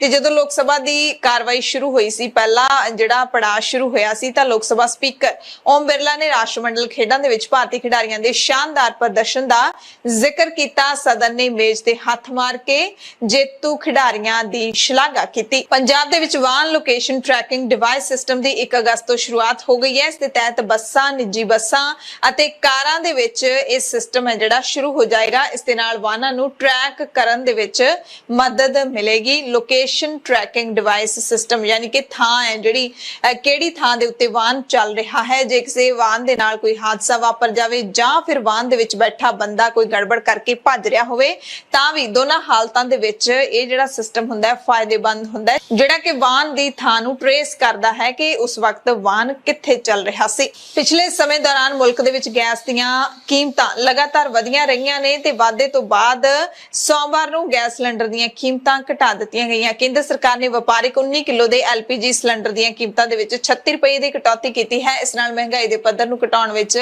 ਮਦਦ ਕਹਿੰਦੇ ਮਿਲੇਗੀ। ਇੰਡੀਅਨ ਆਇਲ ਦੇ ਵੱਲੋਂ ਜਾਰੀ ਕੀਤੀਆਂ ਕੀਮਤਾਂ ਦੇ ਮੁਤਾਬਿਕ ਰਾਜਧਾਨੀ ਦਿੱਲੀ ਦੇ ਵਿੱਚ 19 ਕਿਲੋ ਦਾ ਕਮਰਸ਼ੀਅਲ ਸਿਲੰਡਰ 36 ਰੁਪਏ ਸਸਤਾ ਹੋਇਆ ਹੈ। ਕਟੌਤੀ ਤੋਂ ਬਾਅਦ ਇਹ 1976 ਰੁਪਏ 50 ਪੈਸੇ ਦਾ ਹੋ ਗਿਆ। ਪਹਿਲਾਂ ਇਸ ਦਾ ਭਾਅ 2012 ਰੁਪਏ 50 ਪੈਸੇ ਹੁੰਦਾ ਸੀ। ਇਸ ਤੋਂ ਪਹਿਲਾਂ 1 ਜੁਲਾਈ ਨੂੰ ਕਮਰਸ਼ੀਅਲ LPG ਸਿਲੰਡਰ 198 ਰੁਪਏ ਸਸਤਾ ਹੋਇਆ ਸੀ। ਸੋ ਕਮਰਸ਼ੀਅਲ ਸਿਲੰਡਰ ਦੀਆਂ ਕੀਮਤਾਂ ਘਟੀਆਂ ਨੇ। ਜਿਹੜਾ ਰਸੋਈ ਗੈਸ ਸਿਲੰਡਰ ਹੁੰਦਾ ਹੈ, ਘਰੇਲੂ ਰਸੋਈ ਗੈਸ ਸਿਲੰਡਰ, ਉਹਦੀਆਂ ਕੀਮਤਾਂ ਨਹੀਂ ਘਟੀਆਂ। ਕੇਂਦਰ ਨੇ ਮੁਲਕ ਦੇ ਵਿੱਚ ਮੰਕੀ ਪੌਕਸ ਦੇ ਮਾਮਲਿਆਂ ਤੇ ਨਿਗਰਾਨੀ ਰੱਖਣ ਦੇ ਲਈ ਇੱਕ ਟਾਸਕ ਫੋਰਸ ਦਾ ਗਠਨ ਕੀਤਾ ਹੈ। ਸੂਤਰਾਂ ਦੇ ਮੁਤਾਬਿਕ ਟਾਸਕ ਫੋਰਸ ਮੁਲਕ ਦੇ ਵਿੱਚ ਇਸ ਲਾਗ ਦਾ, ਇਸ ਬਿਮਾਰੀ ਦਾ ਪਤਾ ਲਾਉਣ ਦੇ ਲਈ ਜਾਂਚ ਕੇਂਦਰ ਦੇ ਵਿਸਥਾਰ ਸੰਬੰਧੀ ਸਰਕਾਰ ਦਾ ਮਾਰਗਦਰਸ਼ਨ ਕਰੇਗੀ। ਇਸ ਬਿਮਾਰੀ ਦੀ ਰੋਕਥਾਮ ਲਈ ਟੀਕਾਕਰਨ ਦੇ ਚੱਲਦੇ ਰੁਝਾਨ ਤੇ ਵੀ ਨਜ਼ਰ ਰੱਖੇਗੀ। ਹਾਲ ਹੀ ਵਿੱਚ ਸੰਯੁਕਤ ਅਰਬ ਅਮੀਰਾਤ ਤੋਂ ਕੇਰਲਾ ਪਰਤੀ 22 ਸਾਲਾਂ ਦੇ ਨੌਜਵਾਨ ਦੀ ਕਥਿਤ ਤੌਰ ਤੇ ਮੰਕੀ ਪੌਕਸ ਦੇ ਨਾਲ ਸ਼ਨੀਚਰਵਾਰ ਨੂੰ ਮੌਤ ਹੋ ਗਈ ਸੀ। ਭਾਰਤ ਵਿੱਚ ਹੁਣ ਤੱਕ ਇਸ ਲਾਗ ਦੇ 4 ਮਾਮਲੇ ਸਾਹਮਣੇ ਆਏ ਨੇ। ਨੀਤੀ ਆਯੋਗ ਦੇ ਮੈਂਬਰ ਡਾਕਟਰ VK ਪੌਲ ਇਸ ਟਾਸਕ ਫੋਰਸ ਦੀ ਅਗਵਾਈ ਕਰਨਗੇ। WHO ਨੇ ਹਾਲ ਹੀ ਵਿੱਚ ਮੰਕੀ ਪੌਕਸ ਨੂੰ ਆਲਮੀ ਜਨਤਕ ਸਿਹਤ ਐਮਰਜੈਂਸੀ ਐਲਾਨਿਆ ਹੈ। ਵਿਸ਼ਵ ਪੱਧਰ ਤੇ 75 ਮੁਲਕਾਂ ਦੇ ਵਿੱਚ ਮੰਕੀ ਪੌਕਸ ਦੇ 16,000 ਤੋਂ ਵੱਧ ਮਾਮਲੇ ਸਾਹਮਣੇ ਆਏ ਨੇ। ਤੇ ਮੰਕੀ ਪੌਕਸ ਦੇ ਜਿਹੜੇ ਲੱਛਣ ਹੁੰਦੇ ਨੇ ਉਹ ਅਸੀਂ ਤੁਹਾਨੂੰ ਕਈ ਵਾਰੀ ਇਸ ਬੁਲੇਟਿਨ ਦੇ ਵਿੱਚ ਦੱਸ ਚੁੱਕੇ ਹਾਂ ਕਿ ਜਿਹੜੀ ਬਿਮਾਰੀ ਹੈ ਉਹ ਜਿਵੇਂ ਸਰੀਰ ਦੇ ਉੱਤੇ ਛਾਲੇ ਹੋਏ ਹੁੰਦੇ ਨੇ ਉਸ ਤਰ੍ਹਾਂ ਦੀ ਦਿਖਦੀ ਹੁੰਦੀ ਹੈ। ਜੇ ਤੁਹਾਨੂੰ ਵਾਰੀ-ਵਾਰੀ ਬੁਖਾਰ ਹੋਵੇ, ਖੰਘ ਜ਼ੁਕਾਮ ਹੋਵੇ ਜਾਂ ਫਿਰ ਇਨਫੈਕਸ਼ਨ ਨਾ ਹਟੇ, ਚਮੜੀ ਦੇ ਉੱਤੇ ਲਾਲ ਦਾਣੇ ਨੇ ਜਿਹੜੇ ਉਹ ਦਿਖਣ, ਤਾਂ ਤੁਰੰਤ ਤੁਹਾਨੂੰ ਨੇੜਲੇ ਹਸਪਤਾਲ ਦੇ ਵਿੱਚ ਜਾ ਕੇ ਆਪਣੀ ਮੈਡੀਕਲ ਜਾਂਚ ਜ਼ਰੂਰ ਕਰਵਾਉਣੀ ਚਾਹੀਦੀ ਹੈ। ਤੇ ਮੰਕੀ ਪੌਕਸ ਇੱਕ ਲਾਗ ਦੀ ਬਿਮਾਰੀ ਹੈ, ਯਾਨੀ ਕਿ ਇੱਕ ਇਨਸਾਨ ਤੋਂ ਦੂਸਰੇ ਇਨਸਾਨ ਨੂੰ ਫੈਲਦੀ ਹੈ। ਮਰਹੂਮ ਪੰਜਾਬੀ ਕਲਾਕਾਰ ਸ਼ੁਭਦੀਪ ਸਿੰਘ ਸਿੱਧੂ ਮੂਸੇਵਾਲੇ ਦੇ ਕਤਲकांड ਨੂੰ ਵਾਪਰੇ ਹੋਏ 1 ਅਗਸਤ ਨੂੰ ਪੂਰੇ 64 ਦਿਨ ਹੋ ਗਏ ਨੇ, ਯਾਨੀ ਕਿ ਤੀਜਾ ਮਹੀਨਾ ਚੜ ਗਿਆ ਹੈ। ਪਰ ਅਫਸੋਸ ਦੀ ਗੱਲ ਇਹ ਹੈ ਕਿ ਪੰਜਾਬ ਪੁਲਿਸ ਜਾਂ ਦਿੱਲੀ ਪੁਲਿਸ ਦੇ ਹੱਥ ਹਾਲੇ ਤੱਕ ਉਹ ਹਥਿਆਰ ਨਹੀਂ ਲੱਗੇ ਜਿਸ ਦੇ ਨਾਲ ਸਿੱਧੂ ਮੂਸੇਵਾਲੇ ਦਾ ਭਿਆਨਕ ਕਤਲ ਕੀਤਾ ਗਿਆ ਸੀ। ਤੇ ਜਿੰਨਾ ਚਿਰ ਤੱਕ ਹਥਿਆਰ ਜ਼ਬਤ ਨਹੀਂ ਕੀਤੇ ਜਾਂਦੇ, ਹਥਿਆਰ ਬਰਾਮਦ ਨਹੀਂ ਕੀਤੇ ਜਾਂਦੇ, ਉਨਾ ਚਿਰ ਤੱਕ ਪੁਲਿਸ ਇਸ ਕਤਲकांड ਨੂੰ ਸਿੱਧ ਹੀ ਨਹੀਂ ਕਰ ਸਕਦੀ।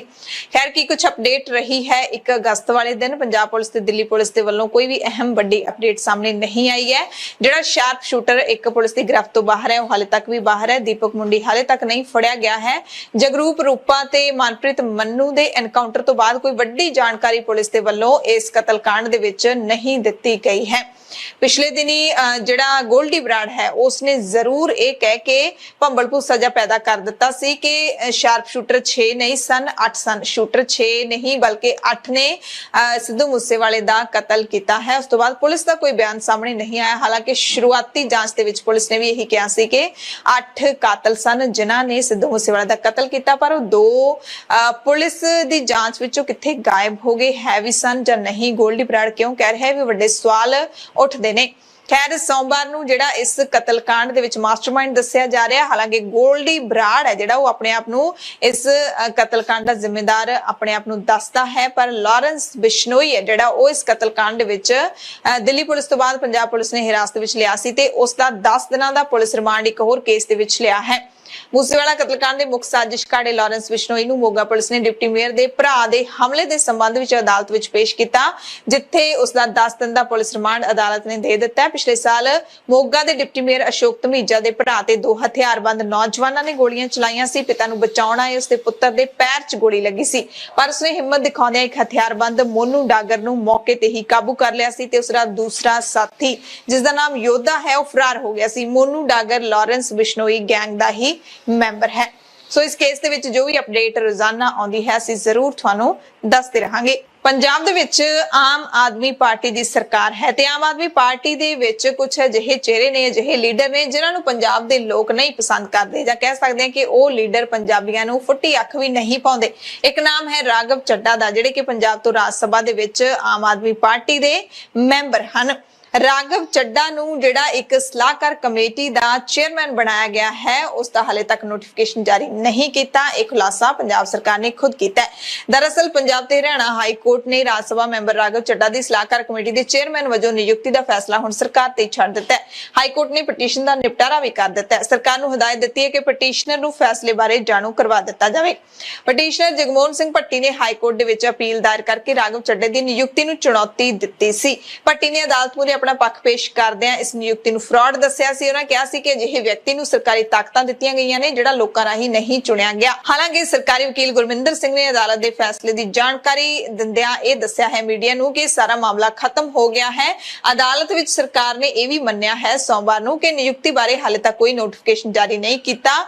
ਇਹ ਮੁੱਖ ਮੰਤਰੀ ਦਾ ਫੈਸਲਾ ਸੀ ਜਿਸ ਤੇ ਕੈਬਨਿਟ ਨੇ ਪ੍ਰਵਾਨਗੀ ਦੀ ਮੋਹਰ ਲਾ ਦਿੱਤੀ ਸੀ। ਸੋ ਰਾਘਵ ਚੱਡੇ ਦੀ ਜਿਹੜੀ ਨਿਯੁਕਤੀ ਕੀਤੀ ਗਈ ਹੈ ਉਸ ਨੂੰ ਸੰਵਿਧਾਨਿਕ ਤੌਰ ਤੇ ਵਿਰੋਧੀ ਧਿਰਾਂ ਨੇ ਵੀ ਗਲਤ ਦੱਸਿਆ ਸੀ ਕਿਉਂਕਿ ਰਾਜ ਸਭਾ ਮੈਂਬਰ ਹੁੰਦੇ ਹੋਏ ਕਿਸੇ ਵੀ ਕਮੇਟੀ ਦਾ ਚੇਅਰਮੈਨ ਰਾਘਵ ਚੱਡੇ ਨੂੰ ਜਾਂ ਕਿਸੇ ਵੀ ਵਿਅਕਤੀ ਨੂੰ ਨਹੀਂ ਬਣਾਇਆ ਜਾ ਸਕਦਾ। ਕਿਸੇ ਵੀ ਸੰਵਿਧਾਨਕ ਅਹੁਦੇ ਤੇ ਹੁੰਦਿਆਂ ਹੋਇਆਂ ਉਸ ਨੂੰ ਦੂਸਰਾ ਅਹੁਦਾ ਨਹੀਂ ਦਿੱਤਾ ਜਾ ਸਕਦਾ। ਇਹ ਗੱਲਾਂ ਉੱਠੀਆਂ ਸਨ ਪਰ ਹੁਣ ਦੇਖੋ ਕਿ ਸਰਕਾਰ ਇਸ ਫੈਸਲੇ ਬਾਰੇ ਕੀ ਕਰਦੀ ਹੈ ਕਿ ਰਾਘਵ ਚੱਡੇ ਨੂੰ ਚੇਅਰਮੈਨੀ ਤੋਂ ਹਟਾਇਆ ਜਾਂਦਾ ਹੈ, ਕਿਸੇ ਹੋਰ ਨੂੰ ਲਾਇਆ ਜਾਂਦਾ ਹੈ ਜਾਂ ਫਿਰ ਦਿੱਲੀ ਦੇ ਮੁੱਖ ਮੰਤਰੀ ਤੇ ਆਮ ਆਦਮੀ ਪਾਰਟੀ ਦੇ ਕੌਮੀ ਕਨਵੀਨਰ ਨੇ ਜਿਹੜੇ ਉਹ ਰਾਘਵ ਚੱਡੇ ਨੂੰ ਇਸ ਥਾਂ ਤੇ ਬਿਠਾਏ ਰੱਖਣ ਦੇ ਵਿੱਚ ਕਾਮਯਾਬ ਰਹਿੰਦੇ ਨੇ। ਆਉਂਦੇ ਦਿਨਾਂ ਦੇ ਵਿੱਚ ਪਤਾ ਲੱਗ ਜਾਊਗਾ। ਉਧਰ ਵਿਵਾਦਾਂ ਦੇ ਬਾਵਜੂਦ ਪੰਜਾਬ ਦੇ ਨਵੇਂ ਐਡਵੋਕੇਟ ਜਨਰਲ ਵਿਨੋਦ ਘਈ ਨੇ ਵੀ ਆਪਣਾ ਅਹੁਦਾ ਸਾਂਭ ਲਿਆ ਹੈ। ਸੌਦਾ ਸਾਧ ਦਾ ਕੇਸ ਲੜਨ ਦੀ ਵਜ੍ਹਾ ਕਰਕੇ ਕਾਂਗਰਸ ਦੇ ਵਿਧਾਇਕ ਸੁਖਪਾਲ ਸਿੰਘ ਖਹਿਰਾ ਨੇ ਵੀ ਘਈ ਨੂੰ ਹਟਾਉਣ ਦੀ ਮੰਗ ਕੀਤੀ ਸੀ ਅਤੇ ਸਿੱਖ ਜਥੇਬੰਦੀਆਂ ਨੇ ਕਹਿ ਕਿ ਪੂਰੇ ਸਿੱਖ ਭਾਈਚਾਰੇ ਨੇ ਵਿਨੋਦ ਘਈ ਦੀ ਨਿਯੁਕਤੀ ਦਾ ਵਿਰੋਧ ਕੀਤਾ ਸੀ ਕਿ ਉਹ ਬੰਦਾ